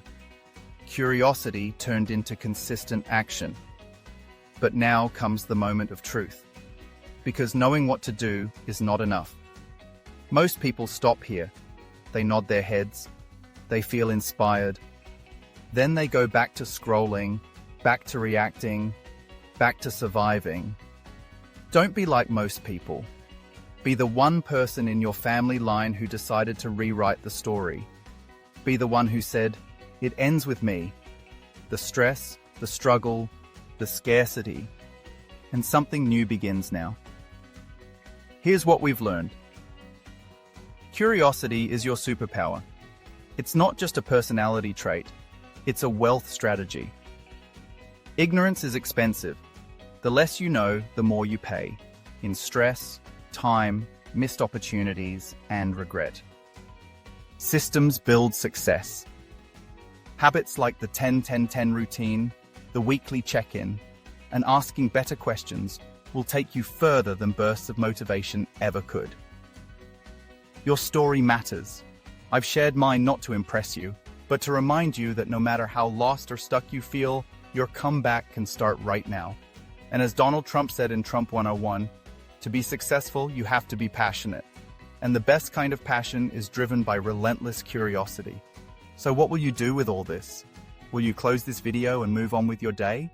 Or will you let this be your turning point, the moment you stopped watching other people grow rich and decided to educate yourself into abundance? If this video spoke to something deep inside you, don't let it be just another thing you watch and forget. Subscribe to Raidespire and join a movement of people who are done settling and ready to grow. Every week, we share content that challenges the way you think about money, mindset, and your purpose. Leave a comment below. What's the one financial lesson you wish you learned earlier? Your story might be exactly what someone else needs to hear. And share this video with a friend, a sibling, a stranger, anyone who's tired of feeling stuck and ready for a new beginning. This isn't just a channel, it's a community, it's a calling, it's Raidespire. Let's rise, together.